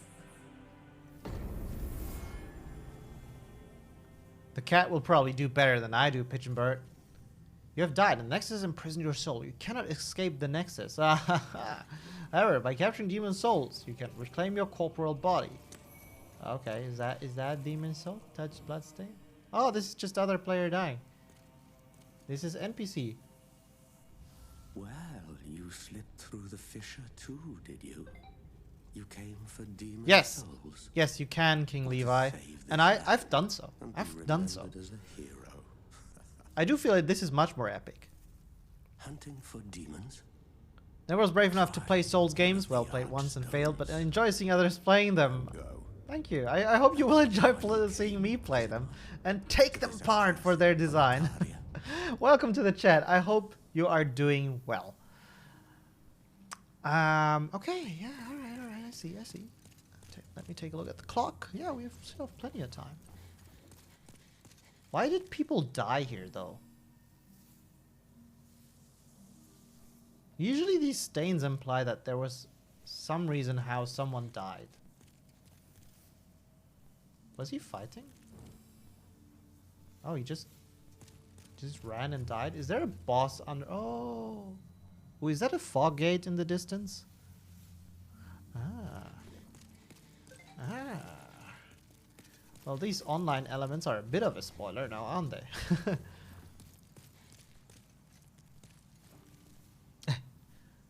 Do you die in real life when you die in the Nexus? Yes. Valuable message ahead. Alright. Oh, wow. That is a lot of messages. This is like a fucking novel. With no stamina, your shield defense is ineffective. If you lack the required stats, be useful. Upon a successful part, yeah, that's a great fucking tutorial. That's fucking amazing way of doing a codex. Alright, you know what? No. It looks awesome though. Holy shit, look at this. Oh, she's upside down. The level designer had fun for that. Just 180 degrees, Z-axis. Hey, ooh, you're the smithing character. Can you upgrade my weapons? Hey, you look like I'm good. Andre all from women. Dark Souls, right? Yeah. Just an ordinary Baldwin. blacksmith. It's simple. Just bring me all the souls you can. In trade, I'll give you weapons. With your souls, I can eke out a living. And with my weapons, you can go on living. Fair enough. Not a bad deal. Yeah, repair equipment. What? I need to repair equipment? No. How interesting. Holy shit, there are so many NPCs here. What the fuck? Oh! Wait, no, this is a bloodstain. I thought this was souls. The NPCs have lip syncing, yes, and they have like recognizable faces. Look at her. She has like, there's emotion in this face. That's something that is definitely new for a Souls game. Has me excited for Elden Ring. I wonder if Elden Ring sort of lives up to this standard in terms of visual quality. Oh, okay. All right, guys, I want to continue playing. Why, like, come on, give me life. I want life. This looks like Firelink Shrine. A bit. Gonna get some Kneckebrot. Ooh, that's cheating. Oh, collectibles on the top floor and people just fell down. That makes sense. Time for dying. Ah. I see. Oh, great. But why did they all die here? Oh. Time for blocking? Oh, man. There's so much mystery here. This is crazy. It's sort of weird to play a Souls game that I haven't played before, right? It's just like... I really dig it. Okay, what? But I have no clue where I need to go. I mean, I was probably told. Use the archstones. Oh, okay. Sorry. Yeah. You know what? Honestly, I'm sorry for missing this. This is sort of just a byproduct of me playing live on stream, trying to keep a bit in touch with the chat. Oh, of course. Okay, this is sealed. Oh, it's like the tombstones and... Alright, I suppose it might be... How do I know which one is on? Is it literally just the one that the dude sits in front? Yeah, man. Archstone. A huge stone castle. Bolitarian Palace. Yeah, let's do it. Thank you for the hint. Okay, alright, I got this. Fuck, this looks good.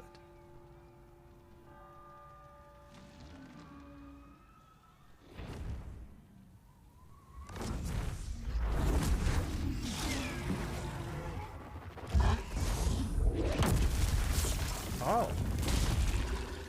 Oh, that's a mouthful.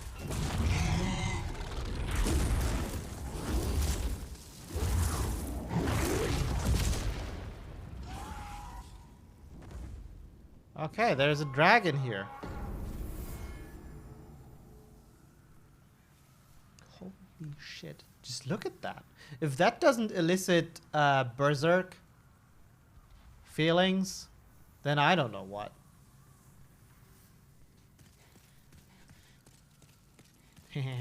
Turning around. And you know what? The designers, they considered me. Look at that. I love it. Oh, they remembered me. They looked forward to me doing this. And I get rewarded for it. And we had this, it's almost like sort of a bit meta, right? Like me and the designers, me as a player and the designers had a little interaction there. Do I need to touch the Archstone again? No, okay. Alright. This looks so cool. Holy shit. Oh, welcome.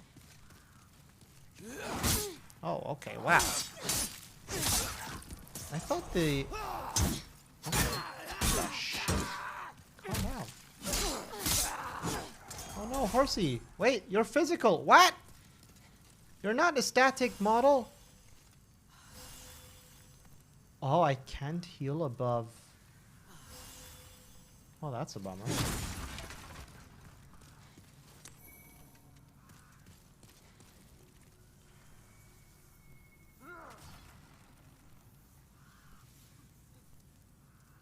Oh, okay. Sorry, I was sort of caught trying to read that wall of text.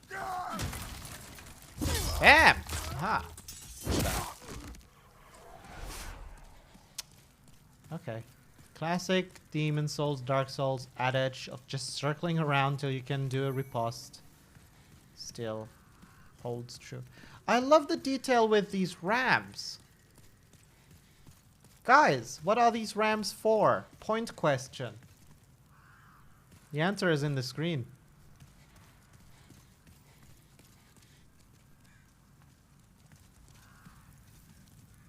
This is not even just a level design thing, Mirosi, but I think you...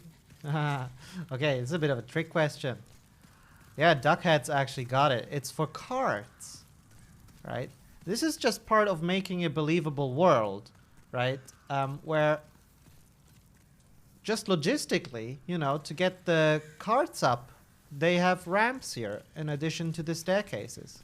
Because a big and busy bridge like this one, of course, you know, looks like there would be a lot of traffic in peaceful days, right? Merchants going in, possibly, and they would need to bridge the height difference here.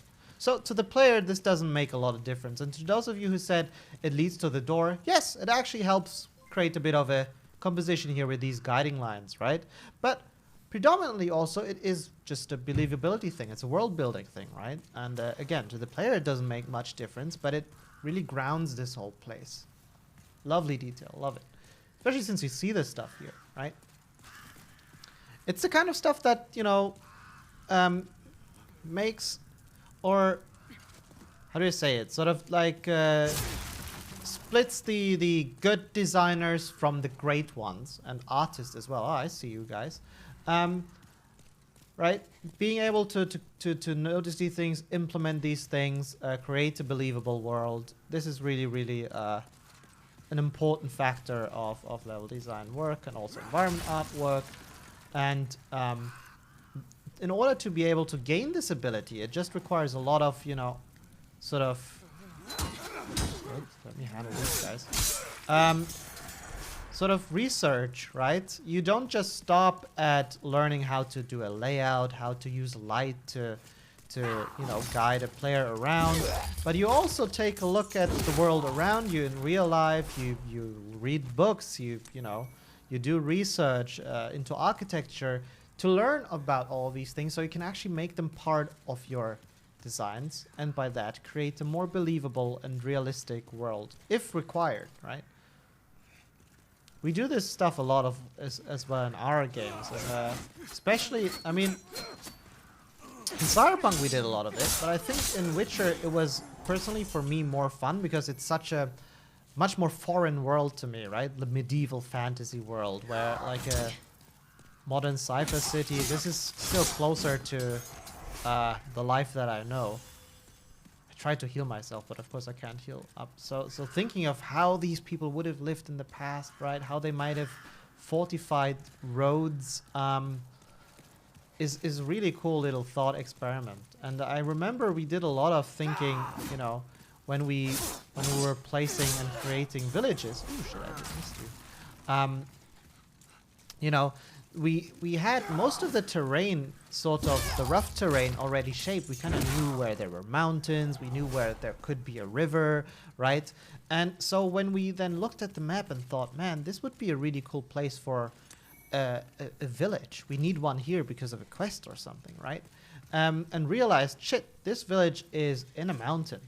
And mountains aren't necessarily places that people really would live in, right? Like, because it's a harsh environment.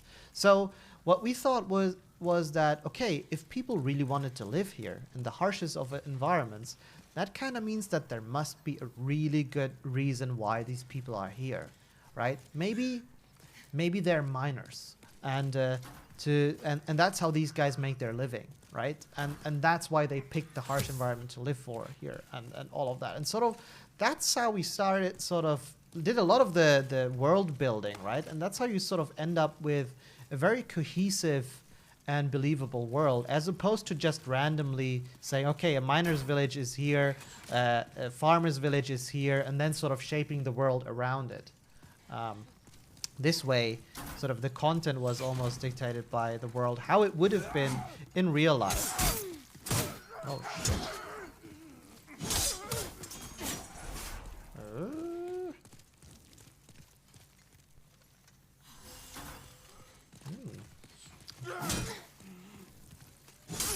Why doesn't it always repause? Oh. Am I just doing a wrong angle here? How do I sprint? Yeah. Okay. Yeah, ooh. Nice. Half moon grass. That's the stuff. And I can't heal up, and it triggers me because I have this OCD of needing full health. Ooh. Do I jump down? Look forward to treasures. Is it for jumping down? Oh, this is dark. Shields up, guys. Oh fuck! Ah, I was right. Oh, you got me, man. You see, this is why I don't play horror games. Like, even that dude already scared the shit out of me.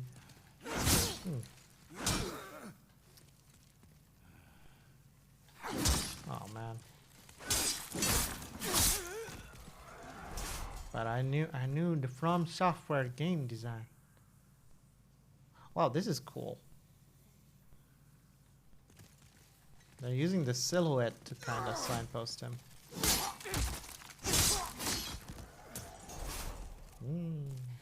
Instead of shining light on him, he's just sort of like the silhouette cast from the light behind. It's pretty cool. Time for rolling. Oh yeah. Man, my roll is so slow. As a Bloodborne main player, this feels painful. Cool. Actually, I will say that I really enjoy Souls games with these notes from the online play. I think not everyone does, but I kind of feel like it adds this nice social aspect.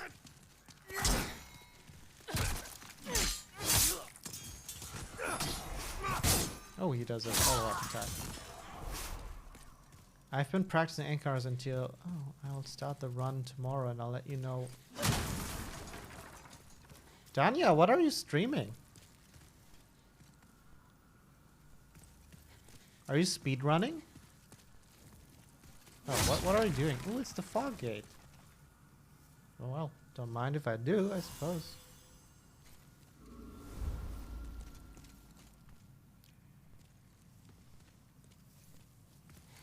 I'm very suspicious of these fog gates. Holy shit, by the way, Outsider, sorry I missed it because of everything going on. Thank you so much for gifting yet another sub. You're insane.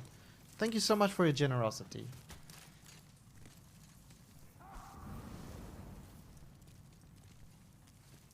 Oh no, Miles, me and Claire was discussing about them last week, so I decided to provide an update to them.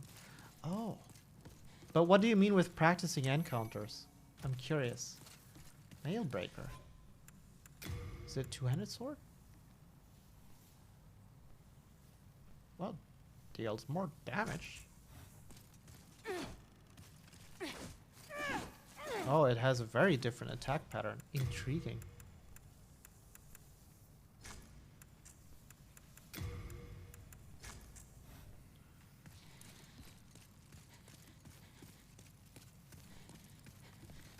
All right. Oh. That is just mean. But I'm kind of impressed he didn't just throw that at me while I was going down there. I kind of would have expected that to happen. Ooh. Oh yeah, this is the kind of stuff I mean. That is very classic FromSoft.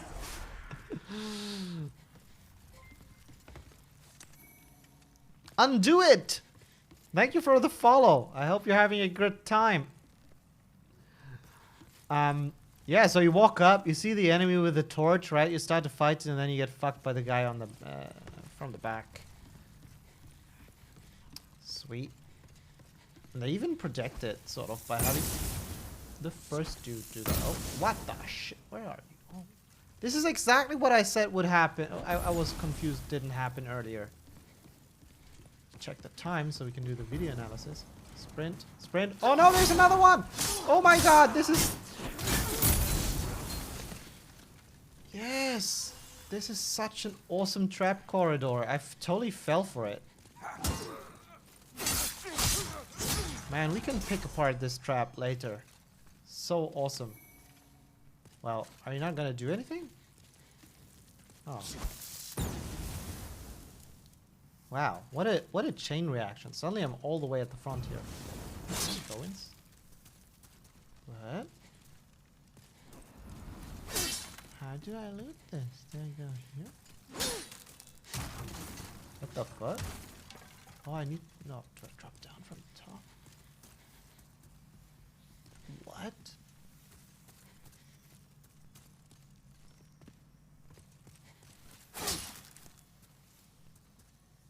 Intriguing. Huh. Okay. I would have expected to see like a drop from the top or something that could go in. But alas. Beware of enemies ahead. Ah, I don't need your advice.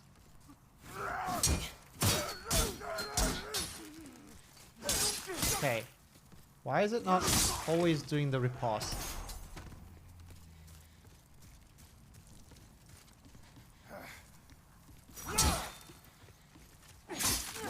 Oh, I missed it. Which game feels more aggressive than Dark Souls? This one?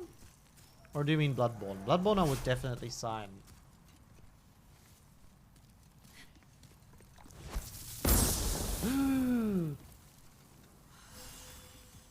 Oh, we meet again.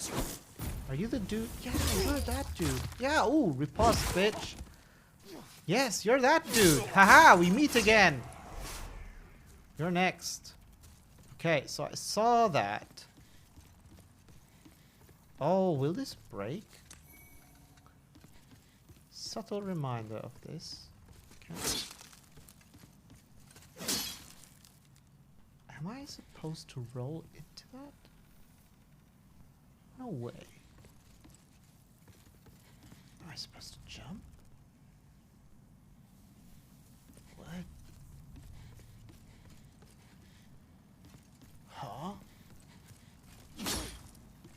Huh? Illusionary wall? Oh.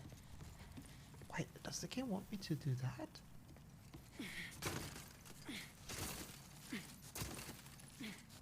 Alright, enough! Enough rolling. I don't get it.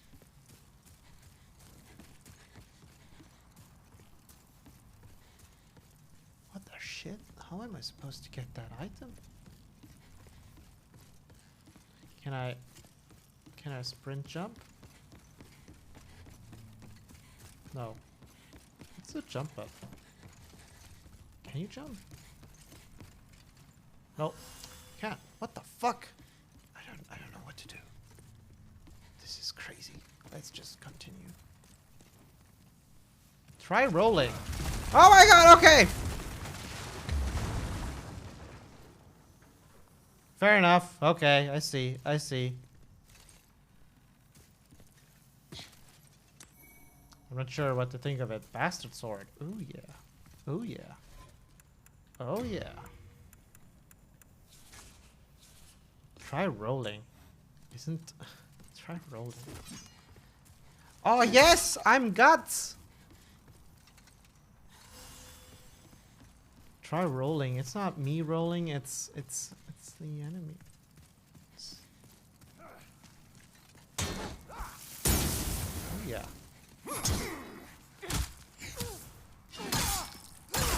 Wow, I did negative damage. What? Wait, what?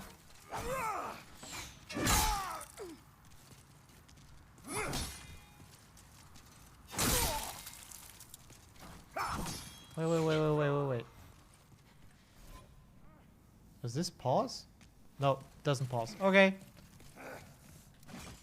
Oh, it's broken. Oh, and I'm not strong enough. Yeah, I saw the exclamation mark. Oh. I want to wear bastard sword. Loot?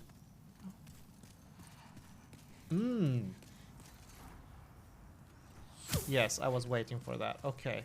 I literally was about to say, okay, I'm looking too long at this. This is too good, and at that moment we get the arrow in the back. What does it do? What does it do? Point question. By the way, earlier, who was it that said... Fuck. Who said the thing with the cards? I forgot. Sorry, but you still earn some points.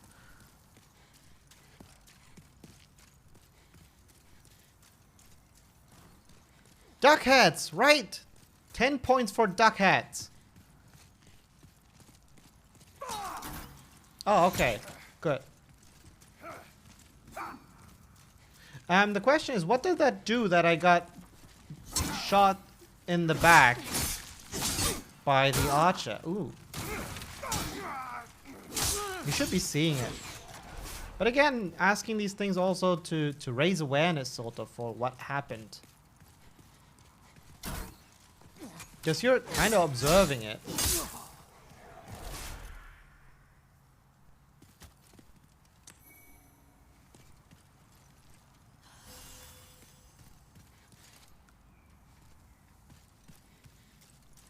Exactly.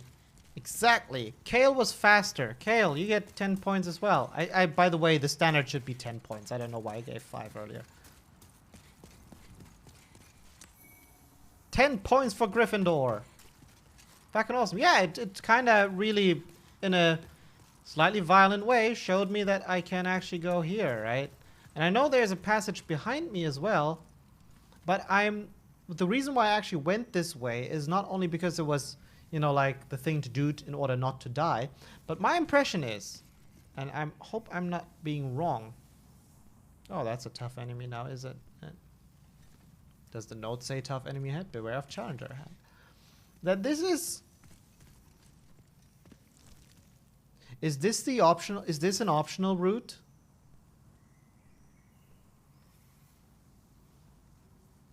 Oh, sorry, Rayfish. I didn't see it. You did. You did. You did see it. Can you give like 5 points to Rayfish's... I know it's not 10, but I just need to be fair. Yeah. See, that's my hunch as well, right? Like usually what these guys like to do, and I think it's great, they sort of lure you to the optional route. So you don't miss stuff because of that, right? But you feel like you actually discovered something, even though the game kind of, you know, lured you this way. It's pretty clever. Oh, man.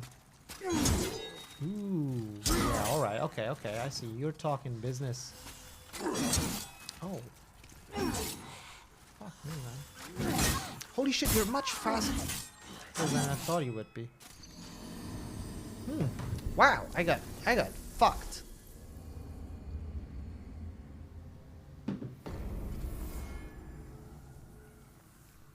Playing a Souls games with this loading time is fucking awesome. Man, on Bloodborne this would have been, you know, on the regular PS4 this would have been like a 1.5-minute break. Oh my god, I have to do all of this again now.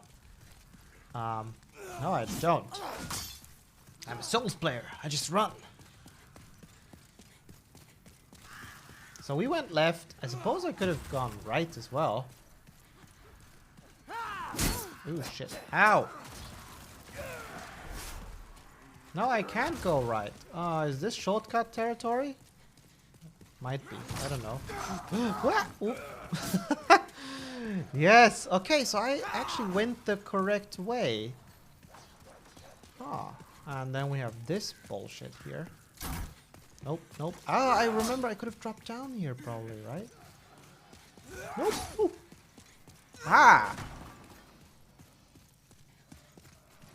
Your attacks, they do nothing! Your attacks don't impress me. Oh, your attack impresses me. Can you go away? Thank you.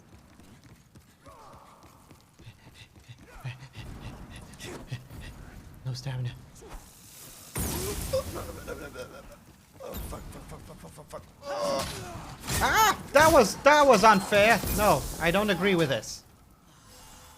Oh, fuck, it's a linear corridor. It's really tight. That's what I wanted to say. Not linear, it's tight. It's a tight corridor. Ooh. Run! My name's Barry Allen. I'm the fastest man alive. Get fucked. Give me all them souls.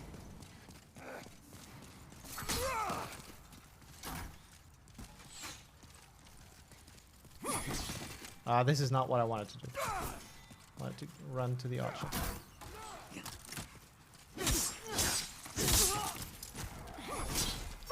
Rolling is ineffective.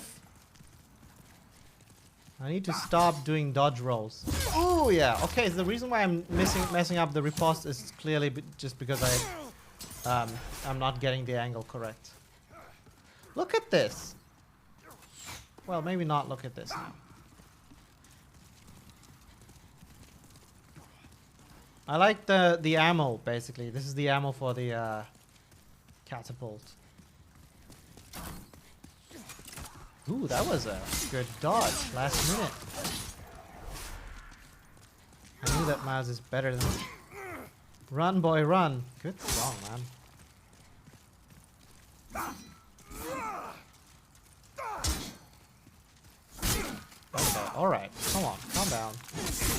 Calm down and die. How about that? Did I kill you previously? No, you just randomly dropped this? Soldier's Lotus. Alright. Okay. Wait, I forgot. Alright.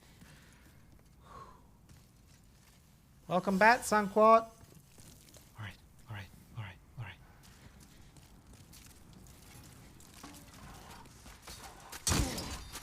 No, the roll is ineffective. Give me my souls back.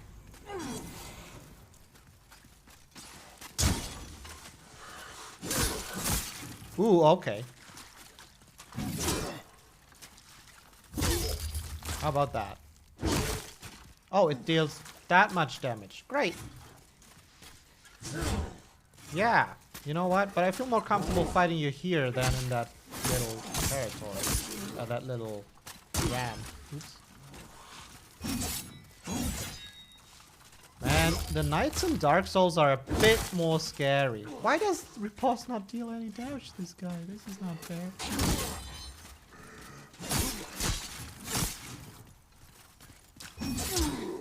Ooh, alright. You know what? The good thing though about doing this is that I get a chance to heal up a bit. Wait! This dude is healing up! No! That's only something that players should be able to do. It's forbidden. You son of a bitch. Stop it! Okay, okay, okay. You won. You won that part of the argument. No! No! Fuck him. Alright, okay, what this time? Alright, I'll retrieve my clothes. Piece of shit. I still have some tea. Dude, I'm having tea. Come on.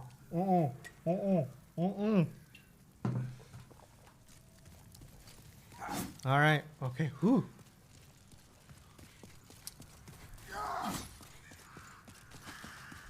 Okay, so why didn't I really like to wait week to... Okay, yeah, I kind of agree. Why did my backstab not deal any damage to this guy? Is this like just his ability or am I... Yes! Get fucked.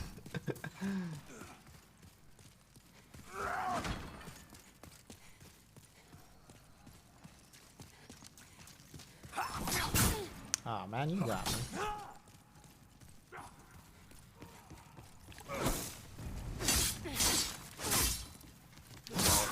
I'll take it.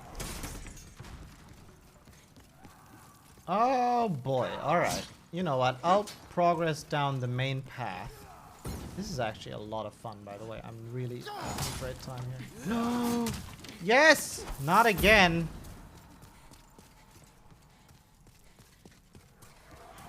I should have bought this game sooner. Oh yeah, okay. That of course you had to do that. Naturally. Archers. This is such a mean chain. Like, it's not just one dude. But as I'm fighting here, I think I'm already... But in range to be, yeah, cut by the other one. It's kind of like that thing in Dark Souls 3 where you get attacked by some... Man, I only have 2 more health items.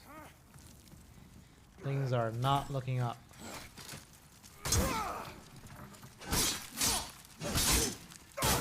Oh shit.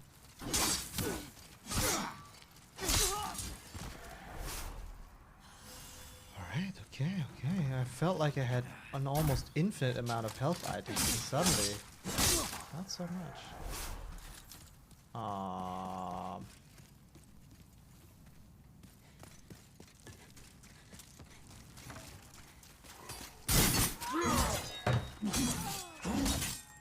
thought I could just run for the souls and then run away.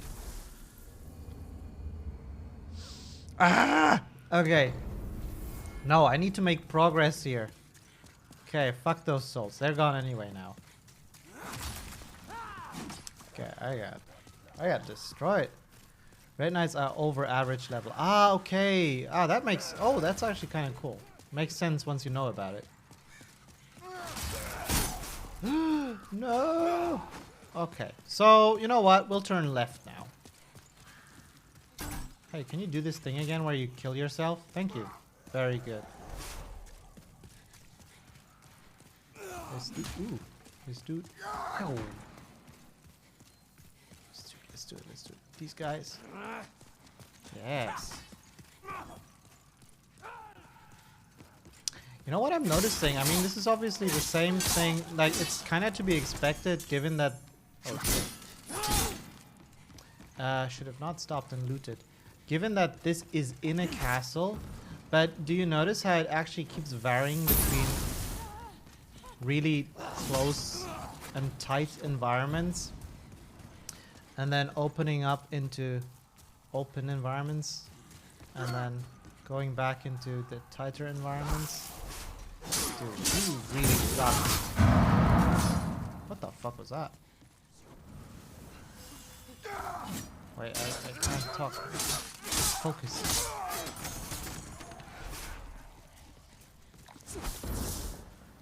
No! Oh. For real? Oh yeah, of course you had to be that.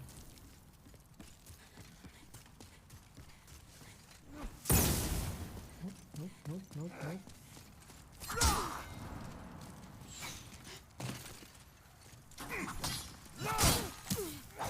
This is incredible. I can't die to you. What does this do? It doesn't heal me.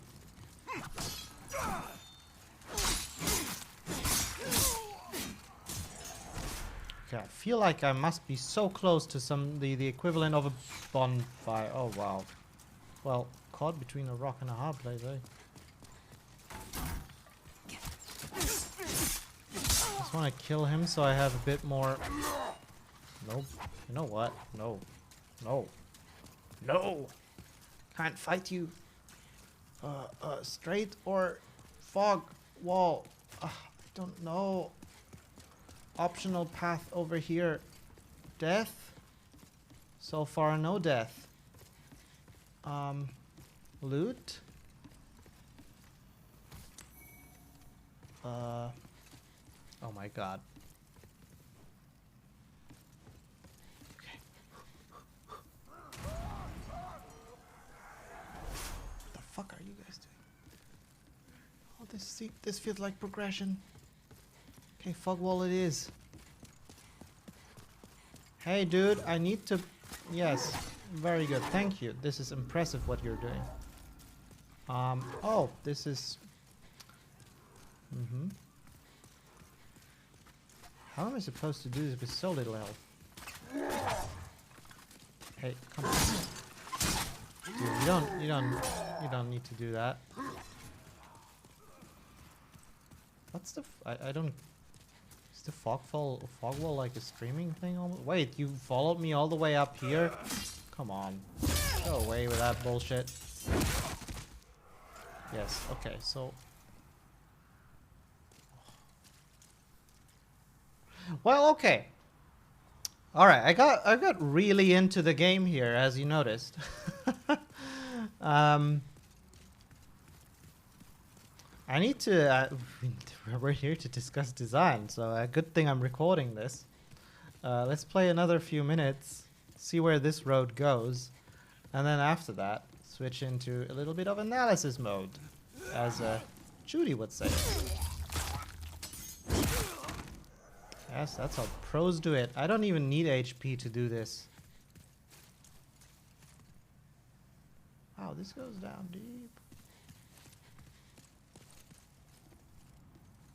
What? Congratulations. To what? Oh, I like this little callback of, oh, look, this is where I started. But...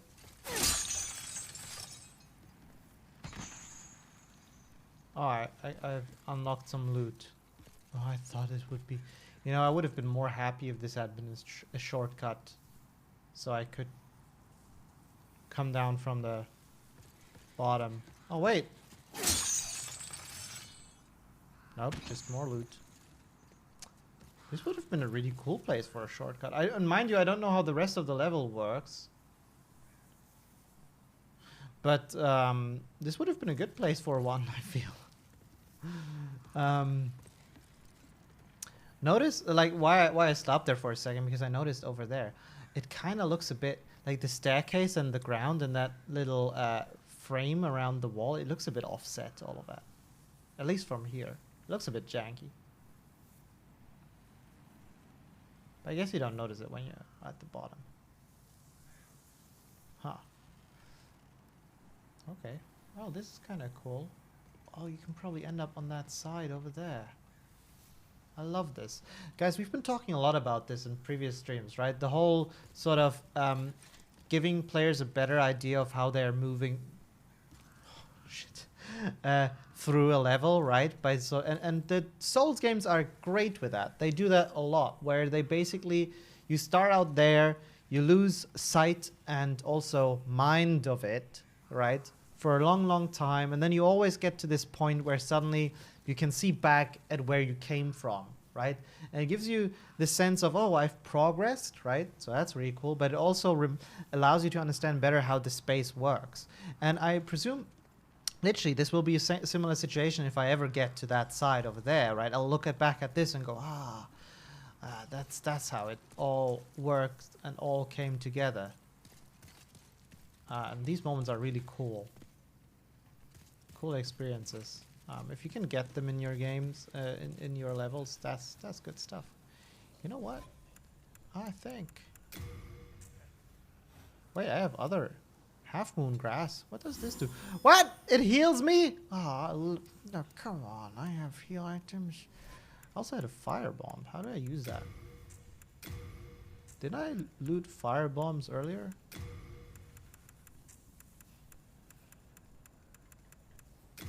Oh, yeah.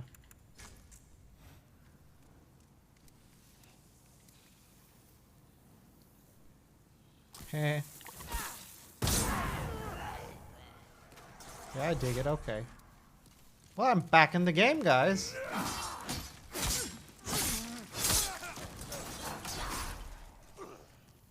Shit. Can I do aerial? No. At least that didn't work with what I did. Shortcut on... Yes! Yes, I am trying to, but you fucking idiot put a message right in the interaction. Oh yeah.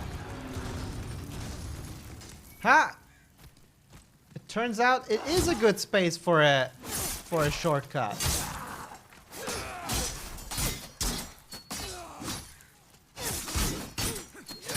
Okay, fuck you.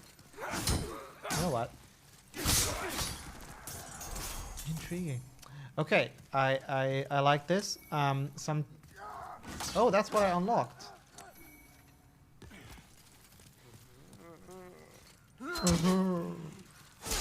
Okay. First off, we need to equip the new armor. Secondly, I have something to talk about here. Old ragged robes. Oh, that's magic stuff. That's magic stuff. Look at me wearing magic stuff.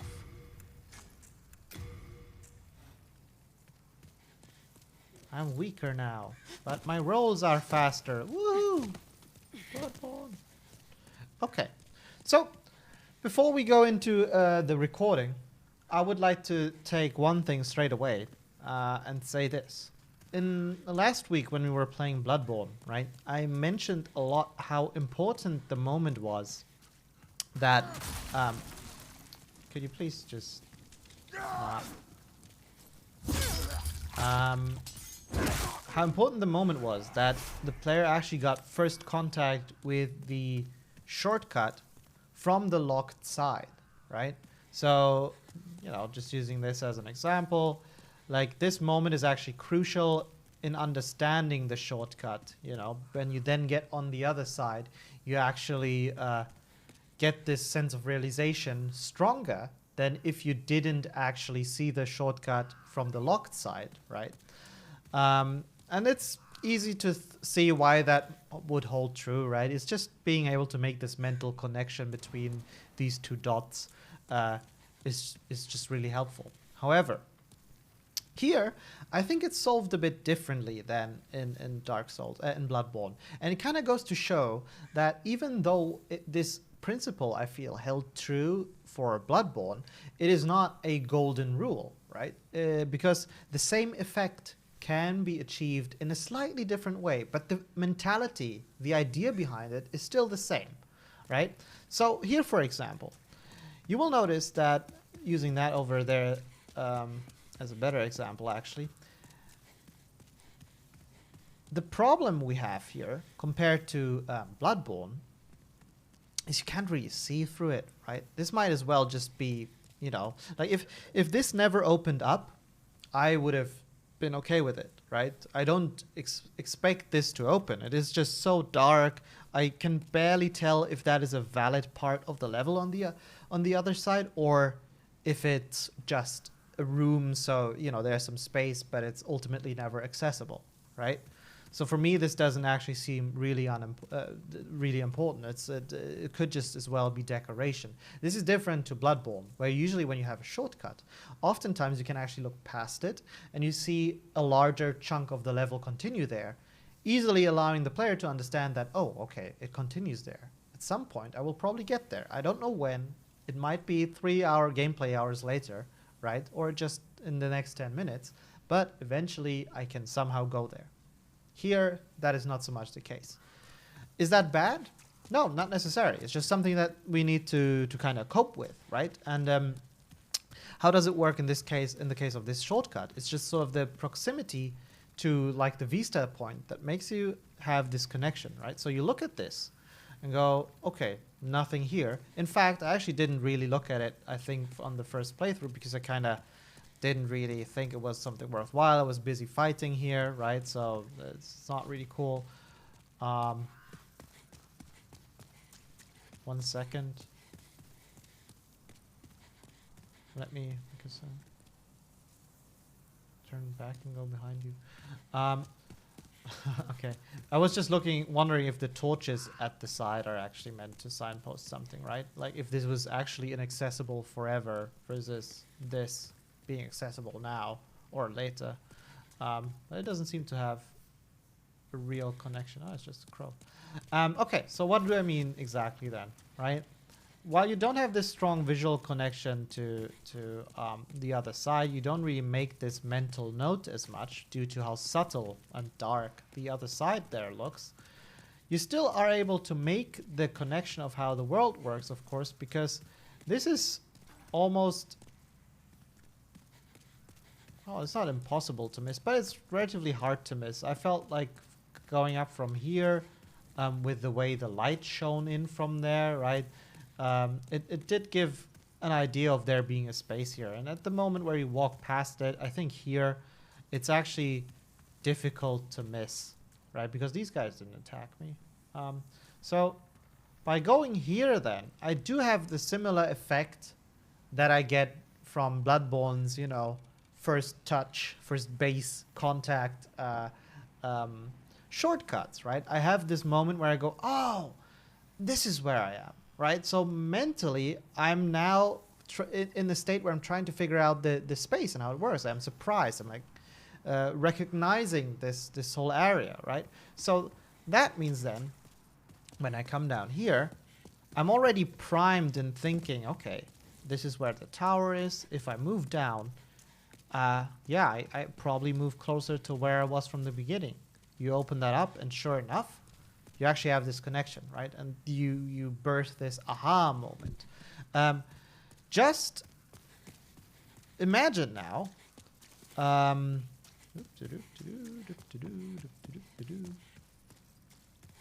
Just imagine now if we didn't have this moment here, right? It's entirely optional. There's a bit of loot, you know, that kind of gave it a little bit of extra value, but it wouldn't have needed to be here, right? Like, this could have just been closed. Not only would the path down in the tower be a bit more boring, but at the same time, then we would not have this moment where we understand where we are, right? You kind of come from this side all the way from let me go. All the way from here, right? I spent like 5 hours going into, and why is this green? Oh, it's grass. Coming from an entirely different direction, right? Mentally, as I'm here for the first time, I'm not even thinking of the beginning of the level, right? As I'm walking around here, trying to fight that dude, trying to survive and all that. Like, my mind is not occupied with, oh, I wonder where the beginning of the level is, right? So then let's imagine what would happen if we didn't have the little side tunnel there.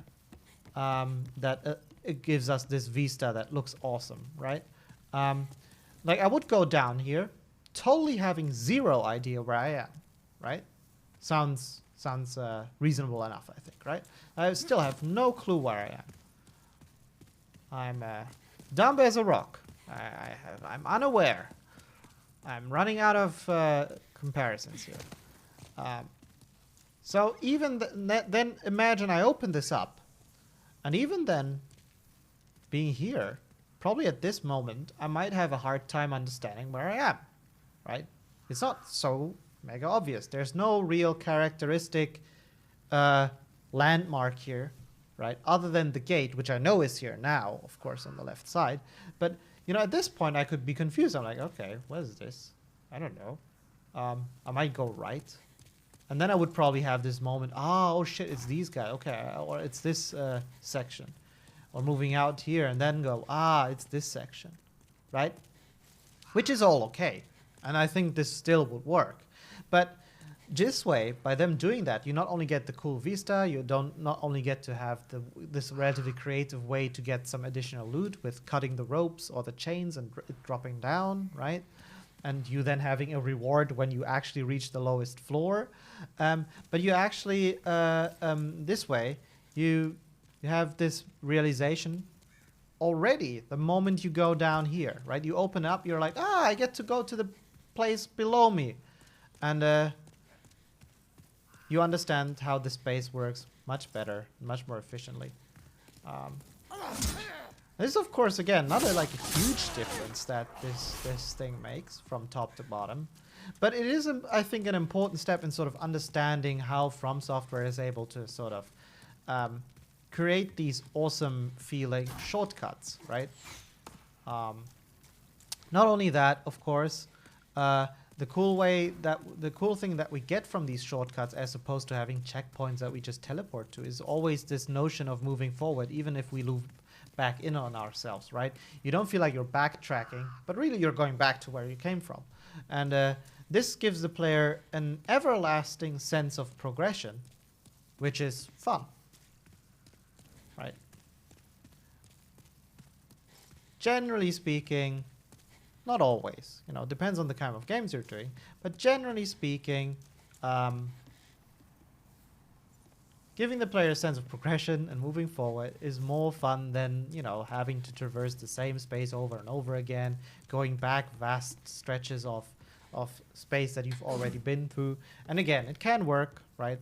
Metroid-style games kind of prove that ever and ever again. But the way they get away with it is, of course, by providing the player with more and more options to unblock previously locked passages, right? So there's value in backtracking. And you still get to explore new areas. Oh, that was not part of the deal.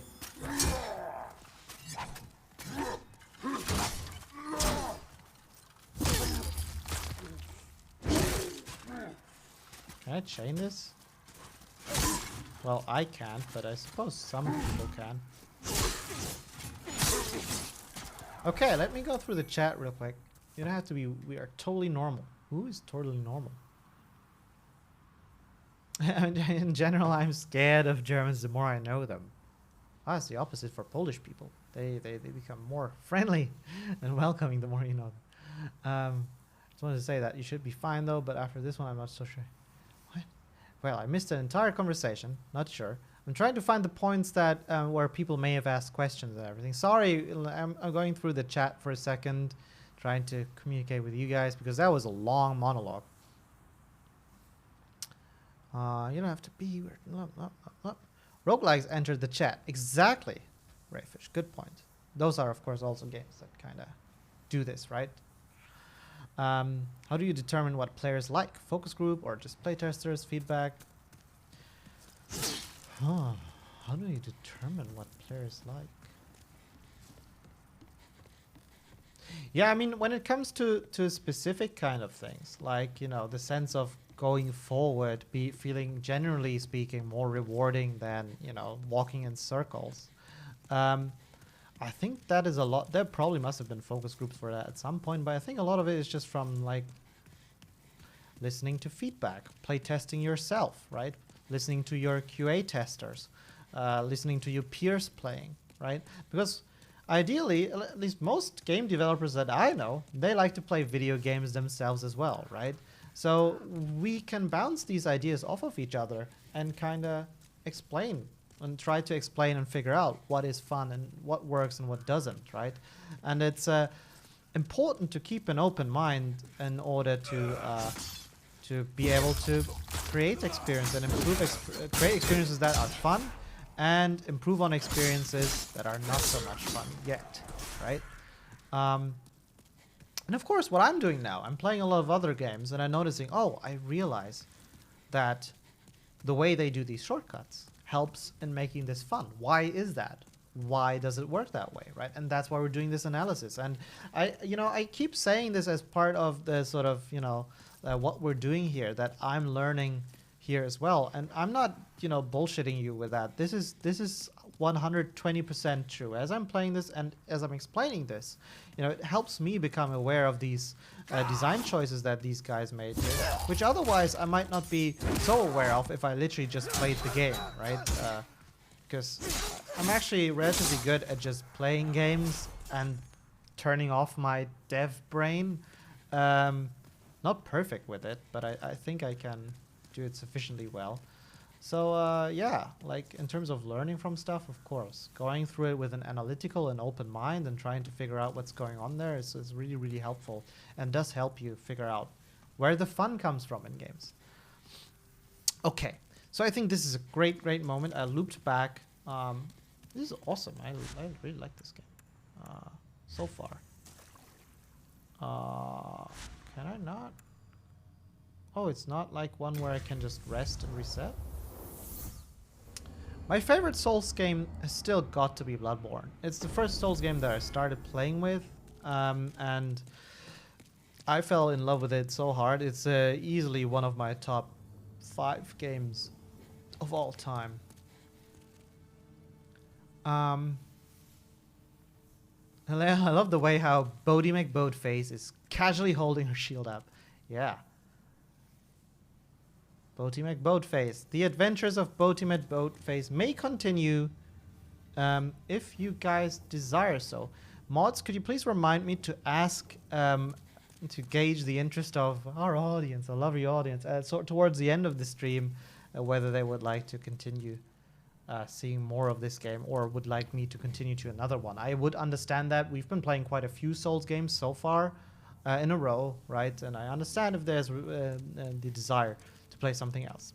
However, we're still in the Demon's Souls stream, and now what we will do is we'll dive into the recorded footage, which I will stop playing now, or recording now, and we will take a look at a bit more intricately at the or more closely at the actual going-ons in the designs of the level here, of the enemy placement, you know, that allowed me to relatively intuitively find my way back to this section.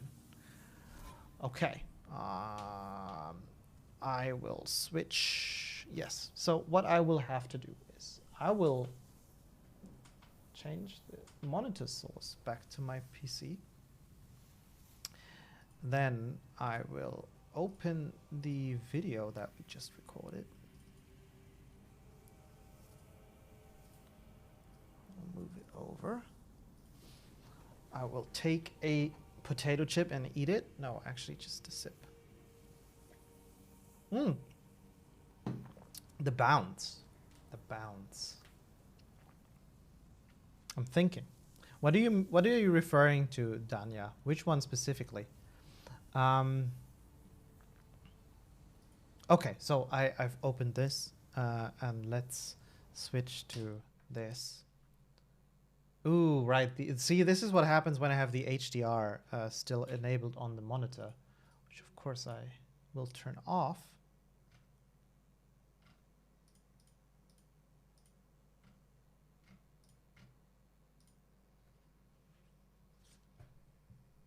I've been playing Sea of Thieves recently, the Jack Sparrow expansion thing, and HDR in that game looks fucking fantastic.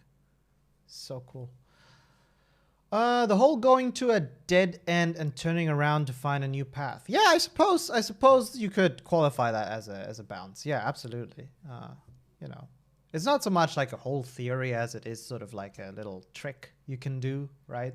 To get the player to do more complicated turns. Because generally, and I explained this once before, and I'll do it again. Hang on a sec. Oops. Generally speaking, you know, little excursion here. If we have like a room, maybe I should get myself a drawing tablet. I have one in my other place. So generally speaking, it is quite difficult actually, or not too intuitive, to get the player to do a 90-degree turn, right? Like imagine the player needed to go to this from point A to point B, right? And doing these 90-degree turns, it's always kind of difficult. The Hat, thank you for the follow. I hope you're enjoying the content, and I hope you are learning a bit and having a great time. So yeah, doing this is generally quite unintuitive, especially if you think in first-person shooters, right? First-person games.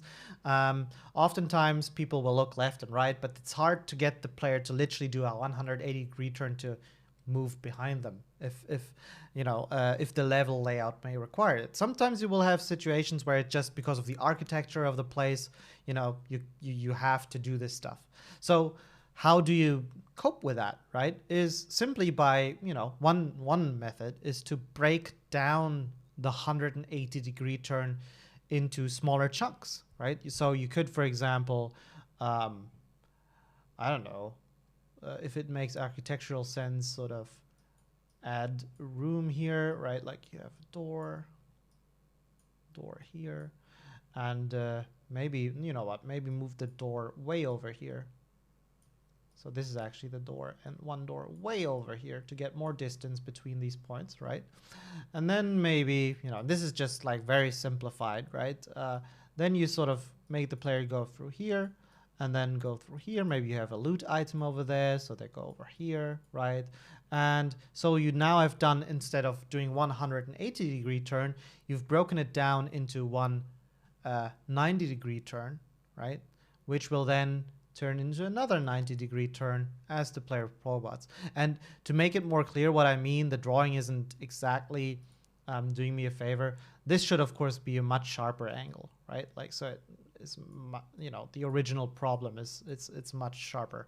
Really, we want the player to turn in on themselves, on their own location.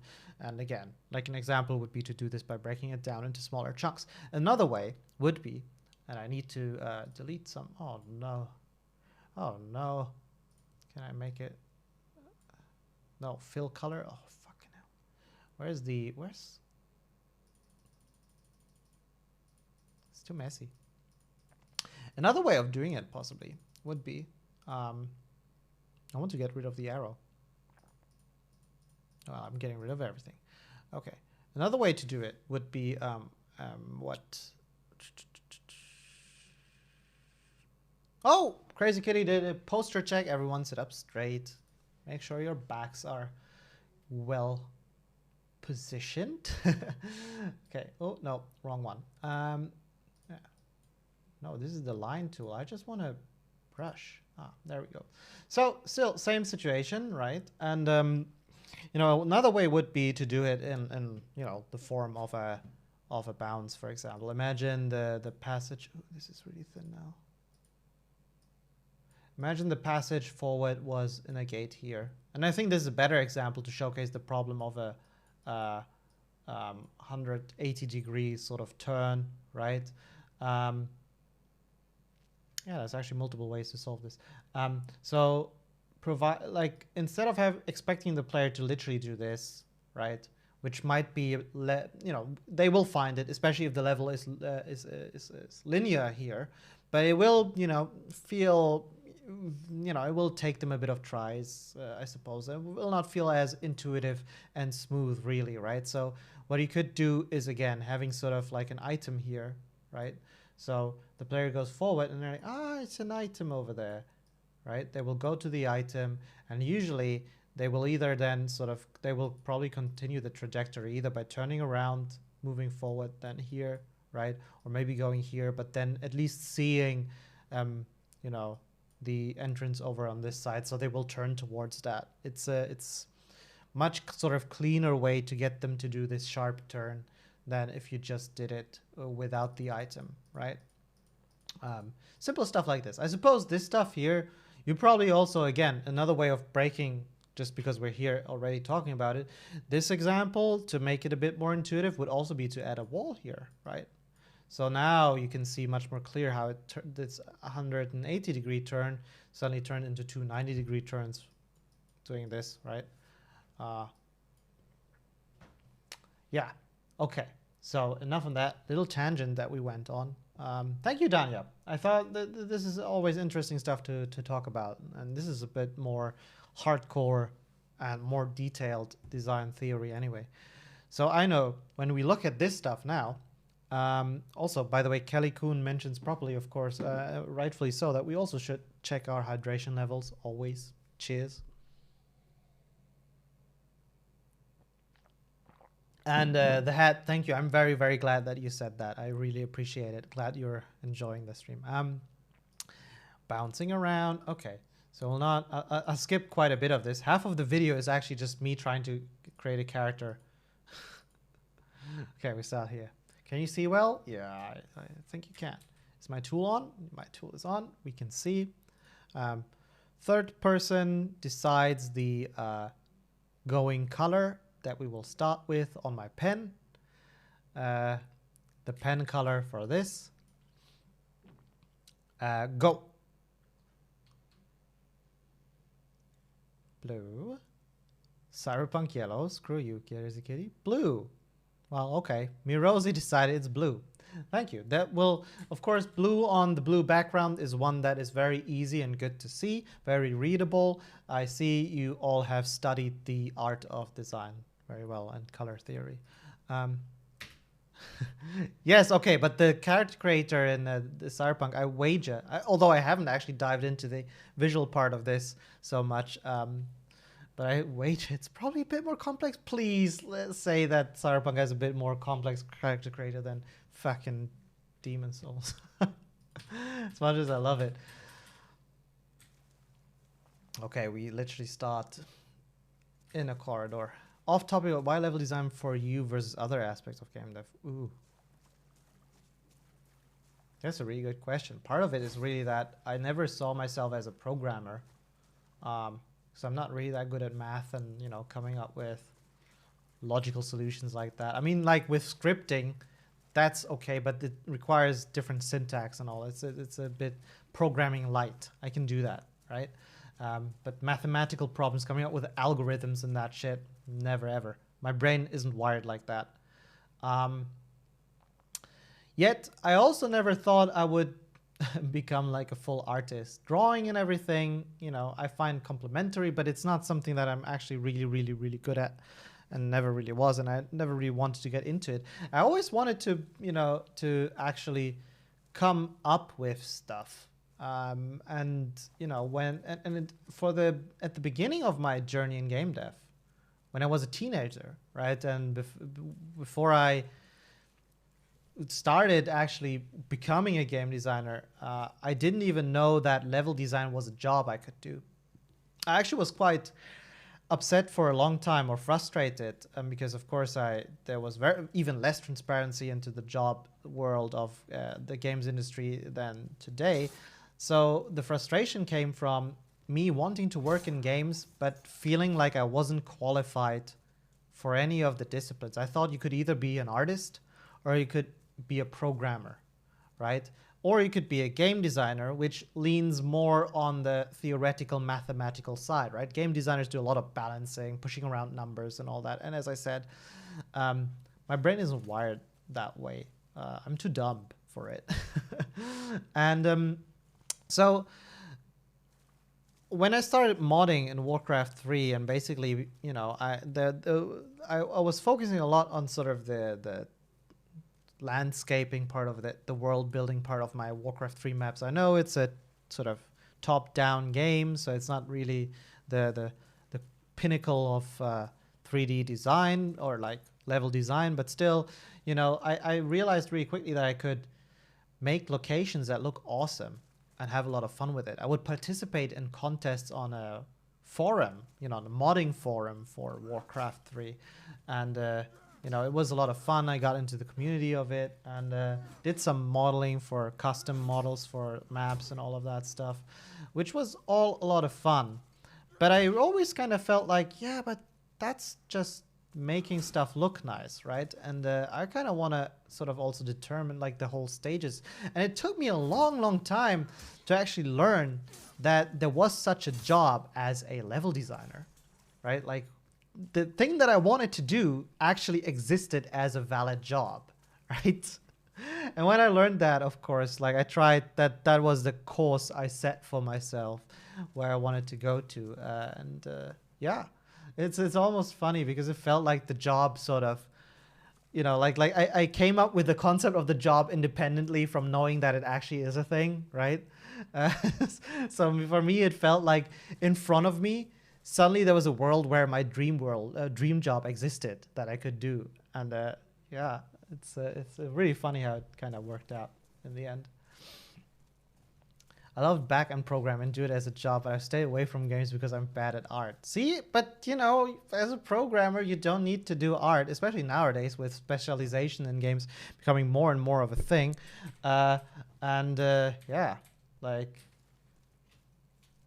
so cross-entering the industry from another discipline or industry is very, very common. Okay, let me look at this.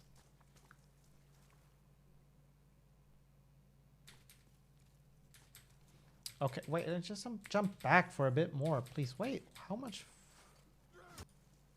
Okay, all right. Let's look at this. Sorry, I went off on a real tangent there. Let's take a look at how these guys create more intuitivity in their design. Mind you, this is not only important for a general location, right, to make the location flow nicely, to have the player be able to focus on exploring, fighting, looting, the narrative, whatever, right? We don't want the player to in a negative way, be lost, right? To have to fight the game's mechanics, the level layout, because it is in the way of the experience. The game's layout can be part of the experience when it comes to exploration, but it can also stay in the way. And every one of you who may have played a game where at one point you got stuck, not being able to excuse me, to figure out where you need to go, right? And then, you know, you've been playing around for like what feels like minutes, wasting times, growing increasingly frustrated, only to find out that you needed to do something really obvious, right, in order to progress. Those are the moments that in level design we want to try to avoid, right? And we do that using a variety of different tricks, not only the way we lay out the level, but sort of applying color theory, lights, and geometry, and all sorts of tricks to guide the player or help guide the player through a place without them feeling like we're literally taking them by the hand and pushing them where they need to go, right? Okay. So you think of it in a way as the level designer laying out breadcrumbs, right? And the player follows these breadcrumbs. And by doing so, you kind of get this impression that, hey, yeah, I found my way through it. It was a nice experience, right? On my way, following these breadcrumbs, I had great adventures, and everyone goes out of the whole deal happy. Miles talking about how he discovered that level designer is a thing. Ah, yeah, that's what we talked about. Okay, so here, for example, we have one of these moments, right? So notice how actually, especially because of how dark this is, right? It might also be partially my, why not hold toasts? You know, it might be really, it's really easy to not understand how the level actually flows here, right? Like from this point of view, it's really hard to understand that actually the whole level goes like this and continues like this. There's the room layout is actually sort of like, you know, let me not go too much of the same color here. The room layout is actually this, right?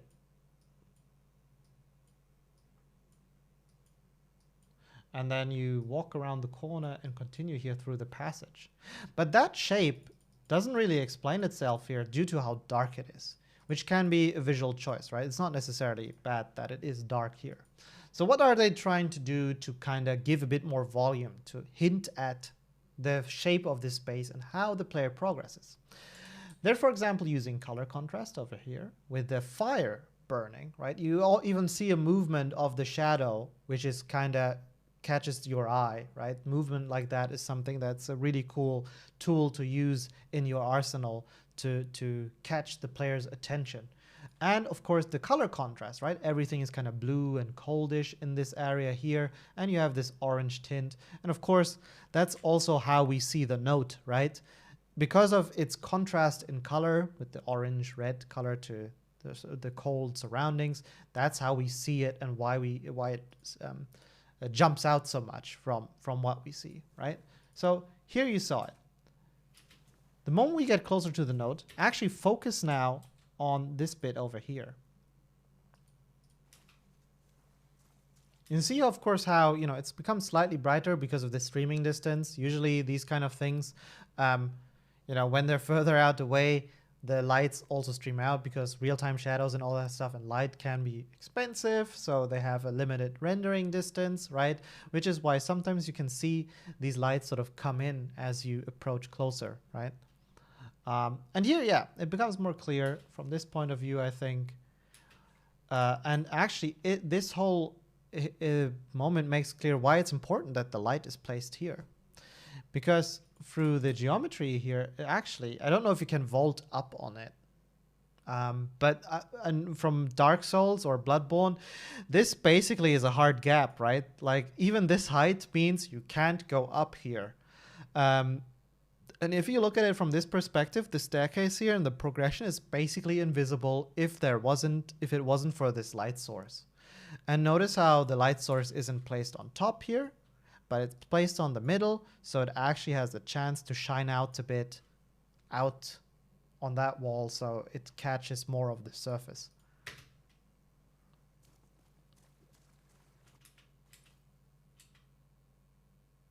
Right. And here we see the enemy actually, because of a similar thing, right? The light source here is actually illuminating him, causing this sort of color contrast, highlighting his silhouette a bit. I'm not sure if you can see it well, but yeah, it's very dark, but you can tell that there is some light being caught on the body because of the light source being placed here. Without this light source, this enemy would just be invisible. And the whole thing of you learning, oh, you can block, right? And having an enemy that you can try this on would be a bit more harder because you would probably see him less. Sakitsu, thank you for the subscription. fucking awesome. I hope you enjoy what you see here. I hope you get to learn something. I hope you're doing fantastic. Thanks for the love. Right back at you. Really appreciate it. Funnily enough, he even, you know, like, because of course he moves more into the light, he becomes brighter, right? And the movement he does like this and the breathing really helps catch the player's attention, so you can, you know, unlike most encounters or many encounters in a Souls game, this one is actually signposted, or, you know, how do you call it? I forgot the other word for it. Well, signposted will have to do rather well, right? You become aware of the enemy before you actually are too close for it to already attack you. That's very kind of you, Saki. So I really, really appreciate it. It really means the world to me of you to say that. Okay, so I really love the visuals of this game. It looks stunning. Miles, fucking move forward already.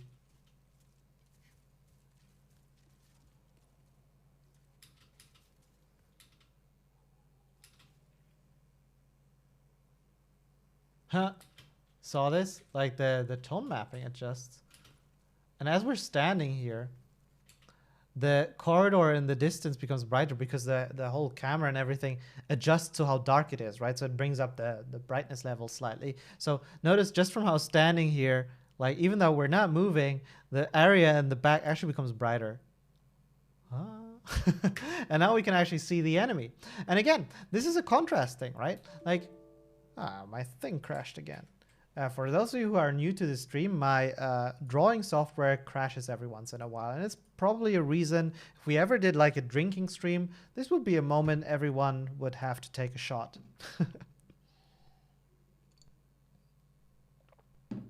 I drank water, and as I put it down, some spilled into my eye.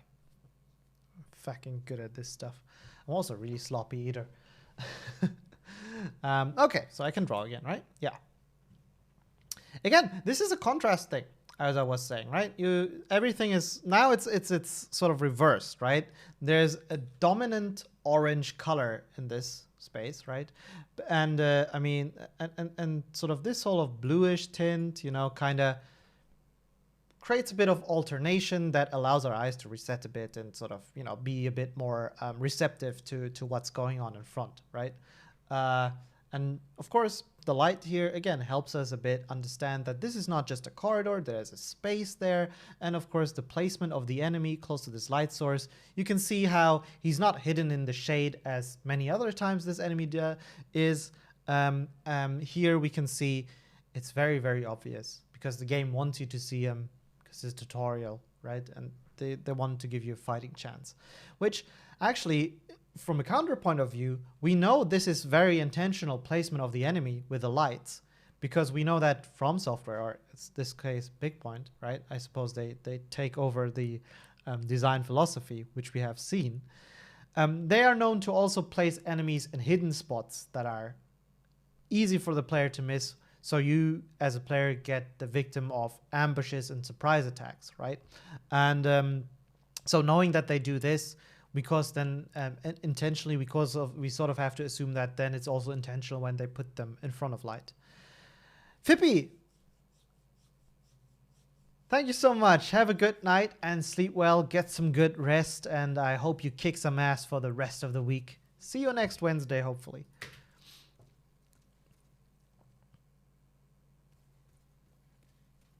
Oh, and again here, right? I mean, this is sort of really subtle, and with linear levels you can always argue how important it is to do this, probably less so than in more branching locations. But even here you can see how the light source sort of projects onto the staircase, and because of that we're able to read the shape of this slightly better and understand, oh, there's a staircase here, right? Same with the brightness up here. You know, it not only signposts that it is a staircase, but it also, you know, with the color contrast, again, with the brightness and the cool color, you know, like you have blue, orange, blue, sort of. It easily allows you to kind of understand where the location progresses, right? Without really knowing this place. But you get a strong sense that, hey, we're moving forward here. Another thing I would like to point out that I just noticed as I talked about this, especially at the beginning. I mean, this is a tunnel. But especially at the beginning, they seem to project the main passage with these arches really strongly, right? So that the main progression is kind of tied to this shape. See, it keeps repeating even, right? And I would wager that even before that, when we go earlier, yeah, it starts like this. I turn around, move forward. We literally have one arch in front of us. It ends. We kill the first dude, which mercifully doesn't attack, to my big surprise. We have an arch that is actually completely blocked. But here again, you see the shape marking the progression. No, and also, I suppose, the color, the torches here kind of help. And again, it continues like that. And this is a sign, this is a sort of, we call it kind of, it would be part of what we call visual language, right? Where this repeat in shape is sort of used to subtly, very, very subtly, mark the main path. Now that might change later on, but for now it is certainly true. And you know, once you sort of establish this subliminally almost in the player's minds, you can of course play with it, but you need to be dangerous, right? Because if you suddenly have like a crossroads where this sort of shape is on both sides, this will lead to a moment where the player is like, I don't know which one is the main path and which isn't, right? An easy way to also mark the main path as opposed to the optional path is, of course, to have one be wider than the other, right? Which feels like one is more important compared to the other one. And here, you know, these gateways almost cause this same feeling. Actually, you know, yeah, I suppose you could, for sure. You know, this can also be part of world building. You could assume that the passage here needs to be wider because cards needed to move through this and all that, right? So you can even like explain it within the world. I love this subtle storytelling here with the door being bashed in on the ground, right? As if someone actually stormed this. Really cool.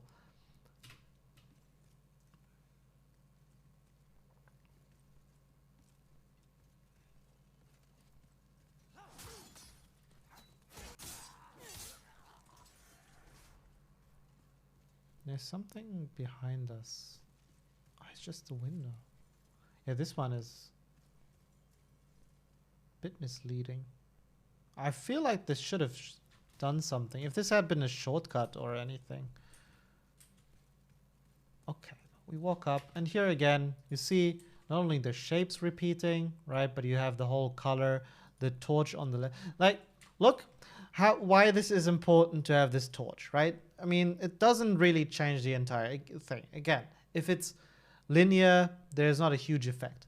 But simply just at this moment, you know, I know whether I need to go left or right, right?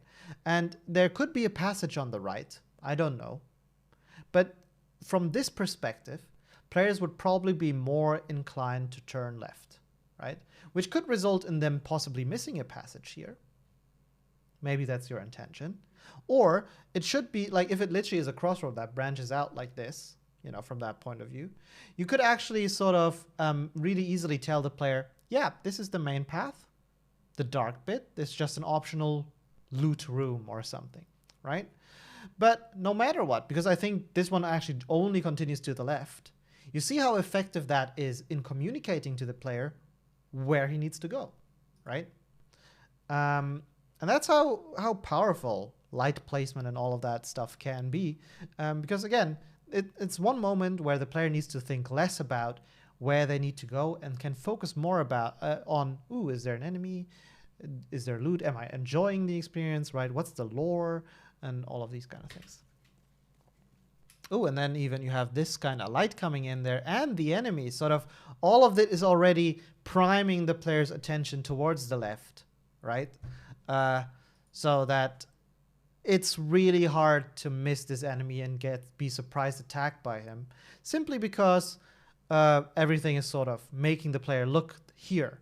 The player doesn't know why he needs to look here or why he is looking here, right? Because of course these little tricks, but it has the effect while you're already looking at this space that you are actually looking at right where the enemy spawns.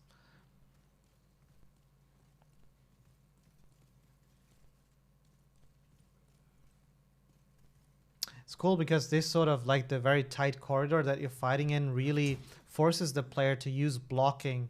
You know, you can't easily bypass the enemy. So the only way to not get hit by his attack is to use what you literally just learned, which is the blocking, right? So in terms of tutorial, this is kind of nice. I also like how the loot is literally placed in an unmissable way. Because if this had been placed in a more open environment, right, the player might not understand that this is something interesting. This is something you want to go to. Hell, it might even look like a trap to the player from a distance, right, if they've never encountered this shape as a loot item before. But by literally putting it into the way of the player like this, you know, the player is forced to walk close and learn that, oh, it's actually something good. It's loot. Cool. Right? And again, look at the arch shapes repeating, right? Duckheads, thank you so much. Yeah, I'd love to have you back and have a great time at your work. I hope it won't be too exhausting and will be fulfilling. Have a great evening, day, wherever you are. Thank you so much for dropping by.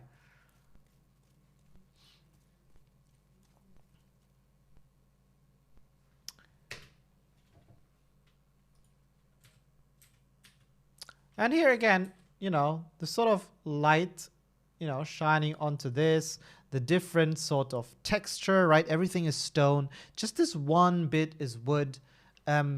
Really helps signpost, of course, that this is where you should go, right?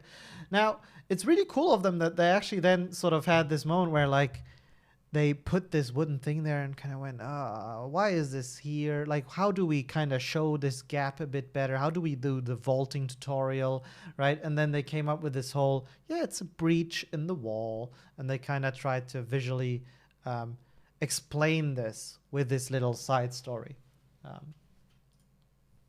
It's important to kind of do these kind of things because otherwise it will quickly look gamey. Why would there be the wooden fence just here? Right? The convenient thing to walk over. It's always good to kind of have a little story for these in the world because it makes it feel less like a video game and more like a real world.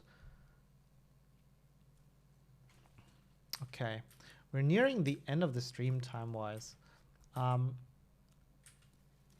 hoping that we can at least finish this section until we reach the first boss. Okay, this is the first time you get into a more open section.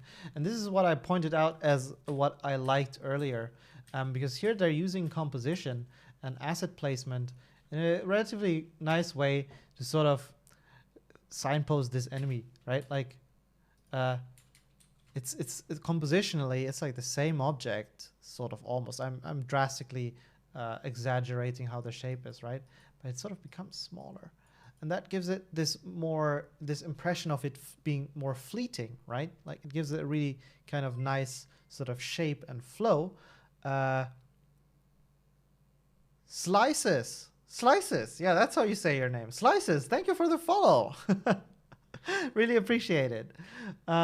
So what happens here then is sort of that, you know, you get like this nice little curve also from the way the grass texture here kind of ends, but it's sort of repeated then through here, right?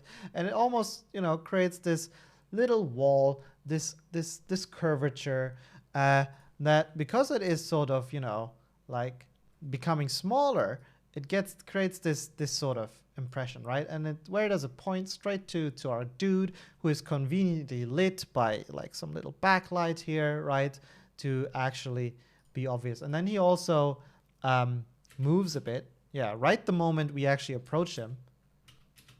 So that's really cool, right? And you notice how also, if you squint, you can easily see it a bit more, how strong his silhouette is compared to the background, right? This is because, of course, this place is so dark that really allows it to create like a really strong sort of silhouette, him breaking out of here, right? So this breakout of the silhouette is something that really allows him to pop. And it's something that our eyes are easily able to understand, right? Notice how, for example, this dude, how he's actually much more invisible, right? Because he doesn't break out in its silhouette so much. He is a little bit, but he blends into the environment much more due to the fog and everything going on, right? So it's actually a really good example to have these guys side by side to really, you know, see how effective the placement and light and shadows can be, and allowing the player to discern what is enemy and what isn't. And you also see how effective motion is, right? Like just here, ooh, this is a great example. Oh, wow. Just here, notice how much your eye will probably, even if you don't really look at it, if you squint at it, right, and don't understand what you're looking at so well because of you squinting, your eyes will probably be caught much more easily on this dude than on this guy. That's mostly because he's moving, right?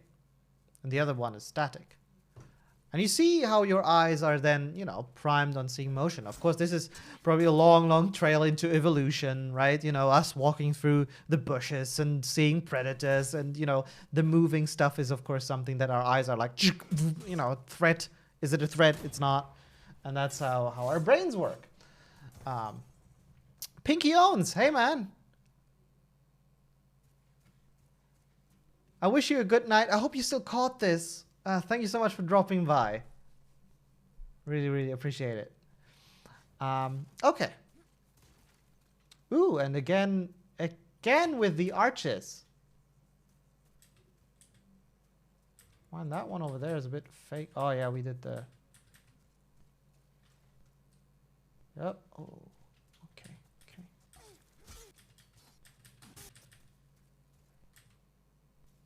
Oh, Soundquad, thank you. Poster check, everyone. Sit up straight. It's incredible how quickly my poster just, like, I slumped down. So quick again.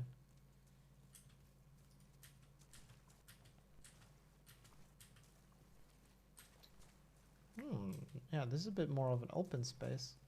But I think even still, turn around right. Yeah. Like the theory of using these archways to kind of, you know, sort of showcasing main progression. And here it actually is a dome where you get this thing, right? It is sort of like the end of the whole thing is sort of like 4 of these, you know. So it still holds true. Like all the way to the end, this archways actually led you through the main progression. And by having them, by the way, you know, in this kind of like this kind of fashion, you know, occasionally having them very clearly blocked. So there's no question, can I progress or can I not? Yes, I'm an intention Hortos. I love you, man. Take good care. Hope to see you soon. So by doing this, right, it's really easy to tell from a distance, okay, this is an archway, but I can't progress, right? It's not really confusing or so, but by doing this every once in a while, it makes it feel less gamey, like, right? It kind of builds this illusion a bit more. Raul Duke, 81. Thank you so much for the follow. I hope you're having a good time here with us. Thank you so much. Naleon. Sorry, I butchered that again every time.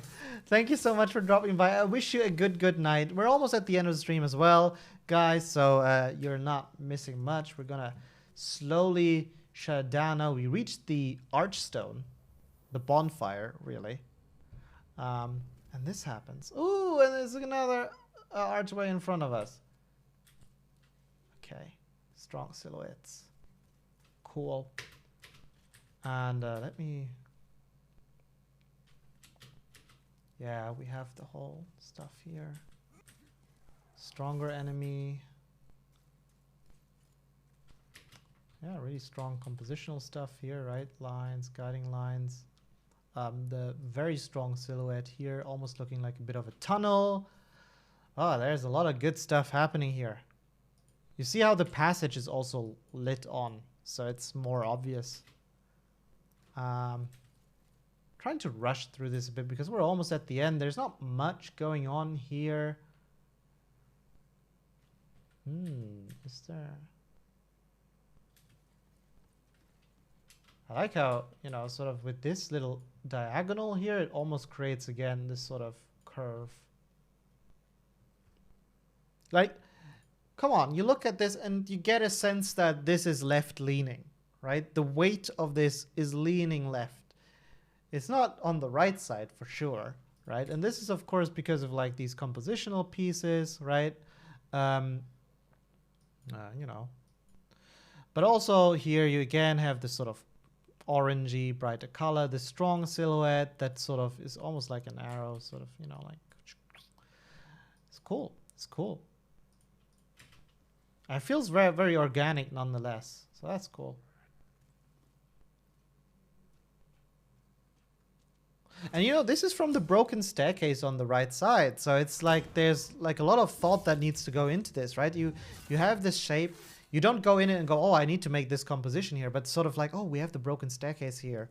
Oh, maybe if I move the staircase just a half a meter into this direction, then I will have this added benefit of it, you know, creating this curvature from this side and sort of helping out with the composition. That's sort of how we slowly push things into shape to help with these elements. Usually you don't start with this. Not always, right?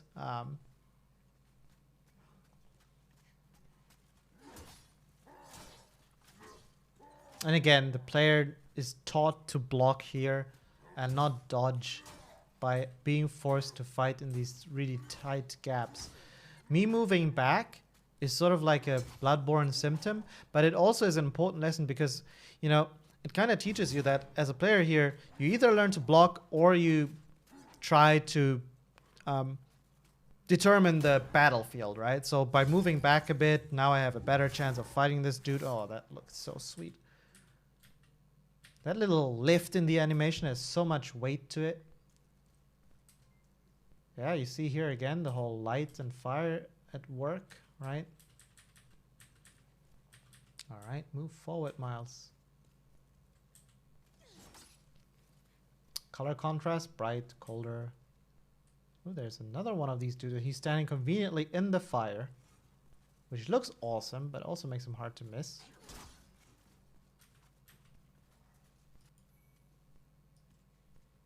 What else do we have? Oh, yeah, staircase again, you know. Like, if this light wasn't here, it would be really hard to tell that there's a staircase to begin with. Danya is asking, when it comes to making a level seem organic like this area, what approach do level designers do? Well, it kind of depends. You know, like for me, I try to make stuff organic from the beginning. When I do the layout, I like to make, you know, some awesomely shaped rooms and all that instead of just using block like little boxes sort of. But this kind of stuff can also be done at a later stage. You know, once you've made the layout, you know how it moves around, then you can start off sort of shifting stuff slightly around to create more organic shapes. I think it really just depends on your personal preferences. Sometimes, you know, level designers don't do this at all, and it's sort of entirely moved to the environment art guys, taking your draft and, you know, then building and the art meshes for it and going, you know what? It would look cooler if this room wasn't a box shape, but actually it was round, for example, right? And then the rest of the organic feel definitely comes from from the way this is decorated, right? Like a lot of it comes from the whole grit and you know, like destruction and stuff just lying around everywhere, the rubble, right? It makes it feel really lived in. Design it complete and then break it down. To a degree, probably. To a degree. Like how it might look like for a level designer is that, you know, if you could think that maybe the level designer made something like just this. You know, like the room looked like this. There was a gap here. You know, and it continued like this. And there was just a gap. And then the environment artist kind of went, okay, what is this gap? Why are we going up here in this tower? And how does it connect to the other tower?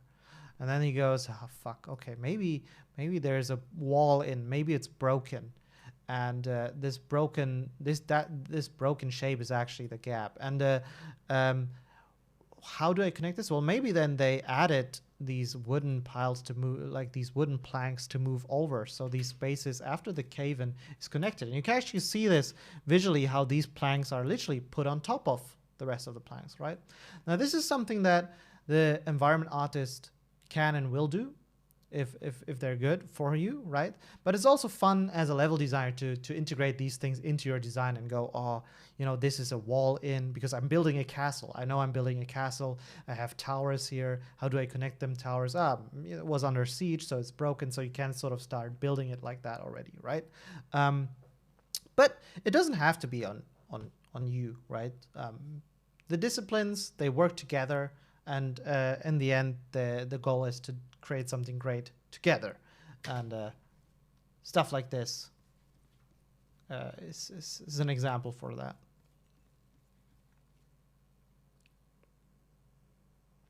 Oh, sorry, Raul, you asked a question. I missed this, sorry, because I was knee-deep in answering. Thank you, Crazy Hello Kitty, sorry. Crazy Kitty for answering that. Have you done similar level design as for other games? Yes! By the way, so it's not just the list that Crazy Kitty posted there. In my Twitch, you actually have all of the VODs of previous streams saved as clips. And you can watch the full, usually roughly 3-hour streams there. Okay, we're way past the time now. I want to kind of finish this. We're still in the same space. It's incredible. Fog wall, which I still don't get why they are here. Like, as a Soulsborne player that hasn't played this, I know fog walls as the transition to a boss arena. Come on, walk through it.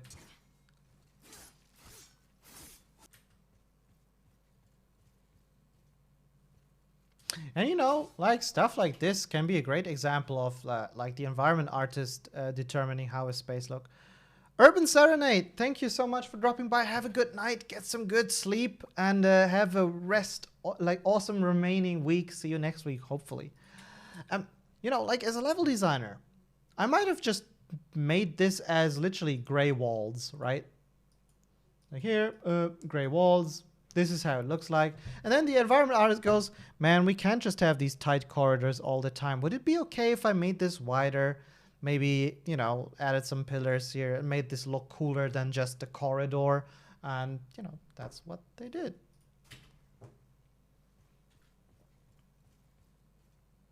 Mirosi, thank you so much. Have a good night. Kick some ass at work. Really appreciate you dropping by all the time. So we'll get fucked by the Vanguard demon now, which looks, that's got to be, like, I never knew I wanted to, like, Souls game bosses to look so good. I mean, it's ugly, but, you know, technically, fucking amazing. All right. I died. Great moment. Stop it. Greater God. Do you ever look at what environment artists did to a level and find it does something different from what you envisioned? All the time. This happens all the time between cooperation between departments, not just level design and environment art, but it might be what the quest designers in our case do, because we have games with quests, right? And I do, you know, maybe the way they create the sort of movement of NPCs, you know, in Cyberpunk, let's assume you're moving around with Jackie, right? Maybe Jackie moves through the space slightly differently than I had envisioned, right? Instead of using the main path that I have made, the quest designer opted to go for like this side route as the main path because they thought it was cooler. Maybe there was a bit of a miscommunication, or for whatever other reasons it needed to be done that way, right? And then, you know, it's part of the process to cooperate on these kind of things and go, hey, okay, how do we bring this back in line? I wouldn't just go and say, oh, you fucked this up, change it back, right? But usually when this happens, there's a good reason why the quest designer or the environment artist actually made it the way they made it, right? And because ultimately they want to do their job as good as possible, right? And I want to do my job as good as possible. We ultimately, at the very end, we share the same objective of wanting to make kick-ass games, but, you know, the environment artist is more focused on making the most awesome looking location. I'm focused on making the location that plays the best and is the most fun, right? And the quest designer is maybe interested in making the most gripping and fun to play narrative moment, right? So there's a lot of overlap, but also some areas where it splits apart, right? And ultimately, I firmly believe that when all of these are great, the whole package becomes even greater than the sum of the things becomes greater than its individual parts, right? So it's onto the individuals of the team then to kind of find compromises. And for me, in the example that we've meant, you know, to kind of go, okay, why did you make it this way? Maybe we can achieve the same goal that you were trying to do in a simpler way with a level design thing. Like, hey, did you made the patrol or whatever go to the right because you wanted them to go to the right, and just having the NPC fall there would be easy. But maybe if I placed a light source here, it would be easy. Maybe if I shaped the level slightly differently, the player would also go to the right without us having to do all of this other stuff, right? And for the environment artist, because you mentioned that as an example, oftentimes we find situations where they try to make something look better, right? These guys also have a really strong grasp on architecture, something that good level designers will also have, but, you know, sometimes we'll have scenarios where they go, yeah, but architecturally this doesn't really make any sense. You know, this actually needs to be built this way. And then I would go and look at it and go, huh, okay, how do I make my design work still with this, right? Maybe I move the NPC slightly elsewhere then, because you can't see them over there anymore, right? And so you adjust to each other. And in a way you can then say, making games is very much a process of finding compromises together that elevate everyone's ideas and designs into a great, great package. And with that, let's do 5 more minutes of just chatting, calming down, getting a drink, answering some last few questions. And then we will all say good night. Great God, it was a great question as well. And I think that's one of these parts that, you know, it's not really clear when people think about the game making process, right? It is a process. There's a lot of iteration. We don't just make a level like the Clockwork Mansion in Dishonored, or, you know, some of the locations Cyberpunk or in Witcher. They don't just, bam, exist and then they're there. They're usually, what you see in the final game is usually the end of a long, long process of iteration. And finding these kind of compromises that we were talking about, right? Because, of course, we just talked about 3 disciplines, but the reality is there's so many more disciplines, right? And it can be things like, yeah, you know what, the story team figured out that the story isn't cool because of this. So we need to change the location because we need to make it look like the story changed slightly. Now that it's not a restaurant, but a bar, and, you know, because it will feel nicer to the mood and everything. And these kind of compromises can happen on much larger scales as well. Do 3D artists in large gaming studios also create the textures for the 3D models, or is there something like a texture artist? Both. It depends on the size of the studio. Nowadays, I would say texture artists are becoming sort of more and more of a thing. Material guys making materials and all of that stuff. So yeah, it depends. You know, I've certainly seen, you know, sort of still like self-independent 3D artists. My buddy Mark, for example, Mark Foreman, one of the best environment artists that I know, and I think is actually out there. He's pretty proficient at doing these both, and I know he really enjoys making textures, but he's also a really, really good 3D modeler and an even better world builder. So, yeah, if you've played Witcher 3, most of the Skellige Island villages, that you have on the islands other than Art Skellig are his, and the pirate village, for example, just looks so sick. He also made the, I suppose in cooperation with me, the Arasaka Tower sequence where you play as Johnny storming Arasaka Tower to free your girlfriend. And Atlantis, yeah.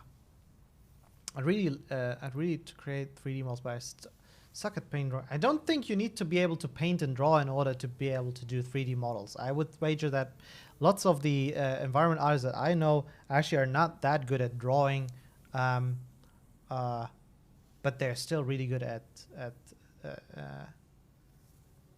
3D modeling. It's the same thing, like, you don't need to be able to draw to do like sculpts of clay, right? Or woodwork. It's not a necessity. Do you ever think about trying to do all aspects of making a level, including design, environment, quest? To a degree, level designers already have a lot of sort of power over their levels, right? For me, what I often end up doing is sort of not only doing the sort of the location planning, the actual 3D location, right? Sometimes we also do art passes. In Witcher 3, that was absolutely much more the case even than in Cyberpunk. That would actually do lots more decoration work even. But we also do the implementation of enemies, for Cyberpunk, all the enemies, how they patrol around and all of that stuff, the devices you can hack, and how they can be used. All of that stuff is sort of also influenced by the environment team and by the level design team and encounter team. And it's a lot of fun to be able to have this responsibility over your locations. But I don't think I'm a good quest designer. Like I don't think story the same way that a Philip or a Sasko does, right?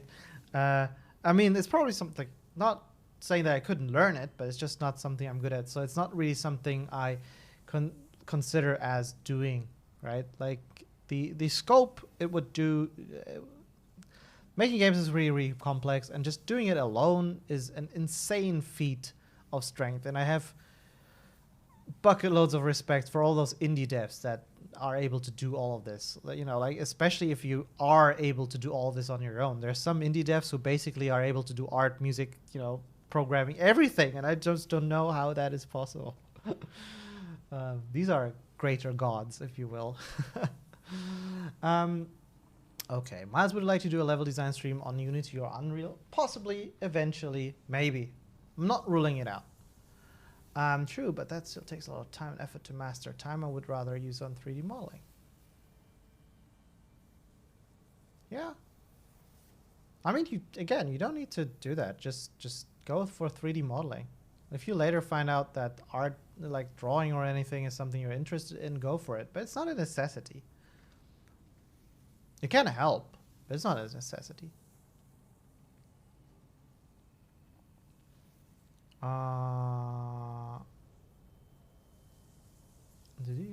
Also, Greater God, by the way, thanks for the follow. I really appreciate it. Yes, Alt. You could just try.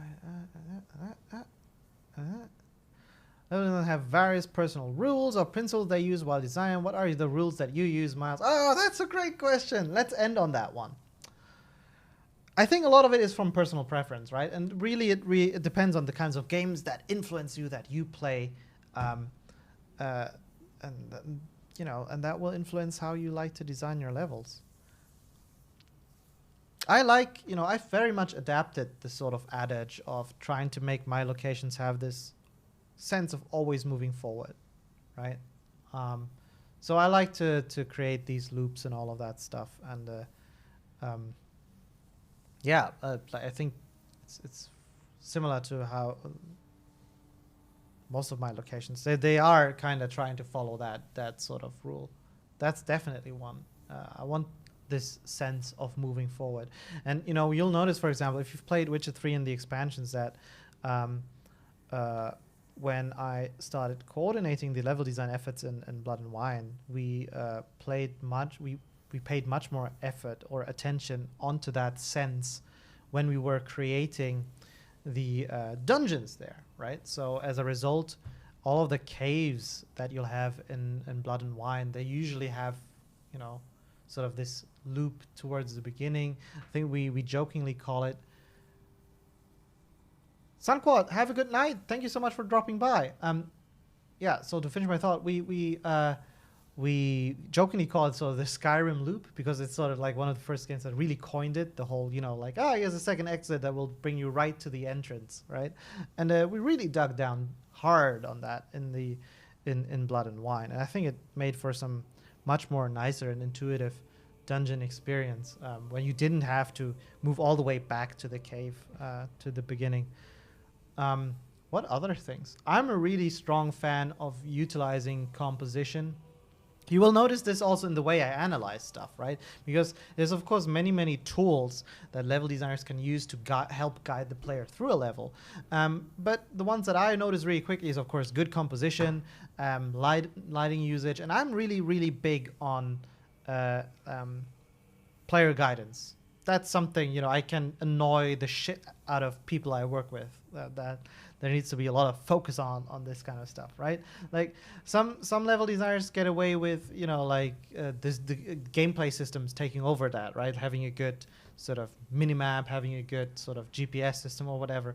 And this can certainly help and take a lot of work off of you. And suddenly you might find yourself in a position where you actually don't need these tools and techniques all that much. But I'm a firm believer that they should always be considered, because every little bit that can help make a level be better helps make the level be better, right? And the better it is, the cooler the experience for the player.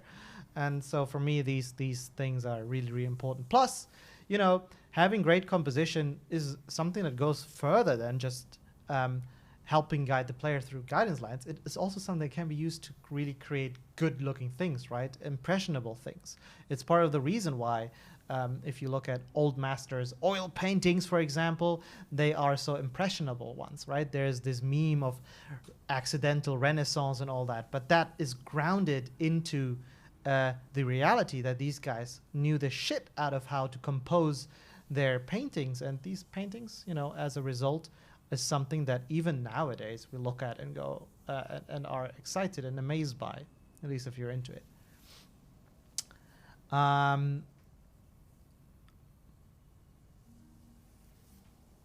Okay, cool. Last question, 100%, right? By the way, Outsider, you're doing it again. Thank you so much for all of these gifted subscriptions, sharing all that love. It really is fucking awesome of you to do that. Thank you so much. I hope Illusi you will be happily using those amazing emojis. Okay, let's answer the last question and call it a night. We're way past our bedtime. Usually I try to keep these at 3 hours. And I will say that my my moderators, like the longer I do this, the longer they are sticking with me. So it's also at their cost. So we need to be thankful of our moderators, Kelly Coon and Crazy Kitty, for being here, being awesome. Thankfully, they don't need to moderate as much, because you are an amazing, fantastic, and lovely bunch. But yeah, it's something that's worth considering. It's not just my time I go over. Was it difficult to create level designs of the first... Oh, man, what? Difficult to create the design of the first-person levels while working on the third-person games all the time before? And in what perspective is it easier? Yeah, it was definitely a learning experience. Because, it's not something you are aware when you've never done a first-person game before, right? Switching from third-person. But the way that the player perceives the space is so different.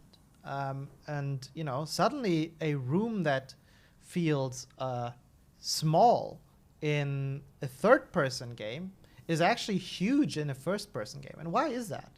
One thing, for example, why that is is because, you know, if you have the player character, this is the player character, right?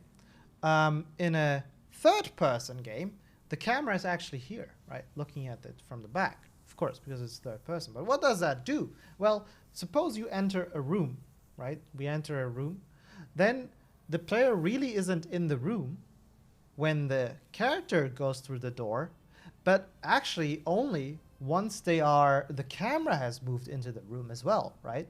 So the distance you need to bridge and the size of the room needs to be large enough to accommodate for that third-person camera, you know, as part of the space that the player occupies. Papa Mortilla, you're way too late. I'm sorry. Better late than never, but we're like last question and then we're going to bed. But I really, really appreciate you coming by nonetheless. Anyway, so you need to consider the space that the camera occupies as well in third-person games, right? And that means you need to design the combat spaces, the interiors and everything with consideration of that. And as a result, they tend to be larger. And with the first-person game, you don't have that problem, right? The player enters the room when they enter the room. However, you get other issues as a result.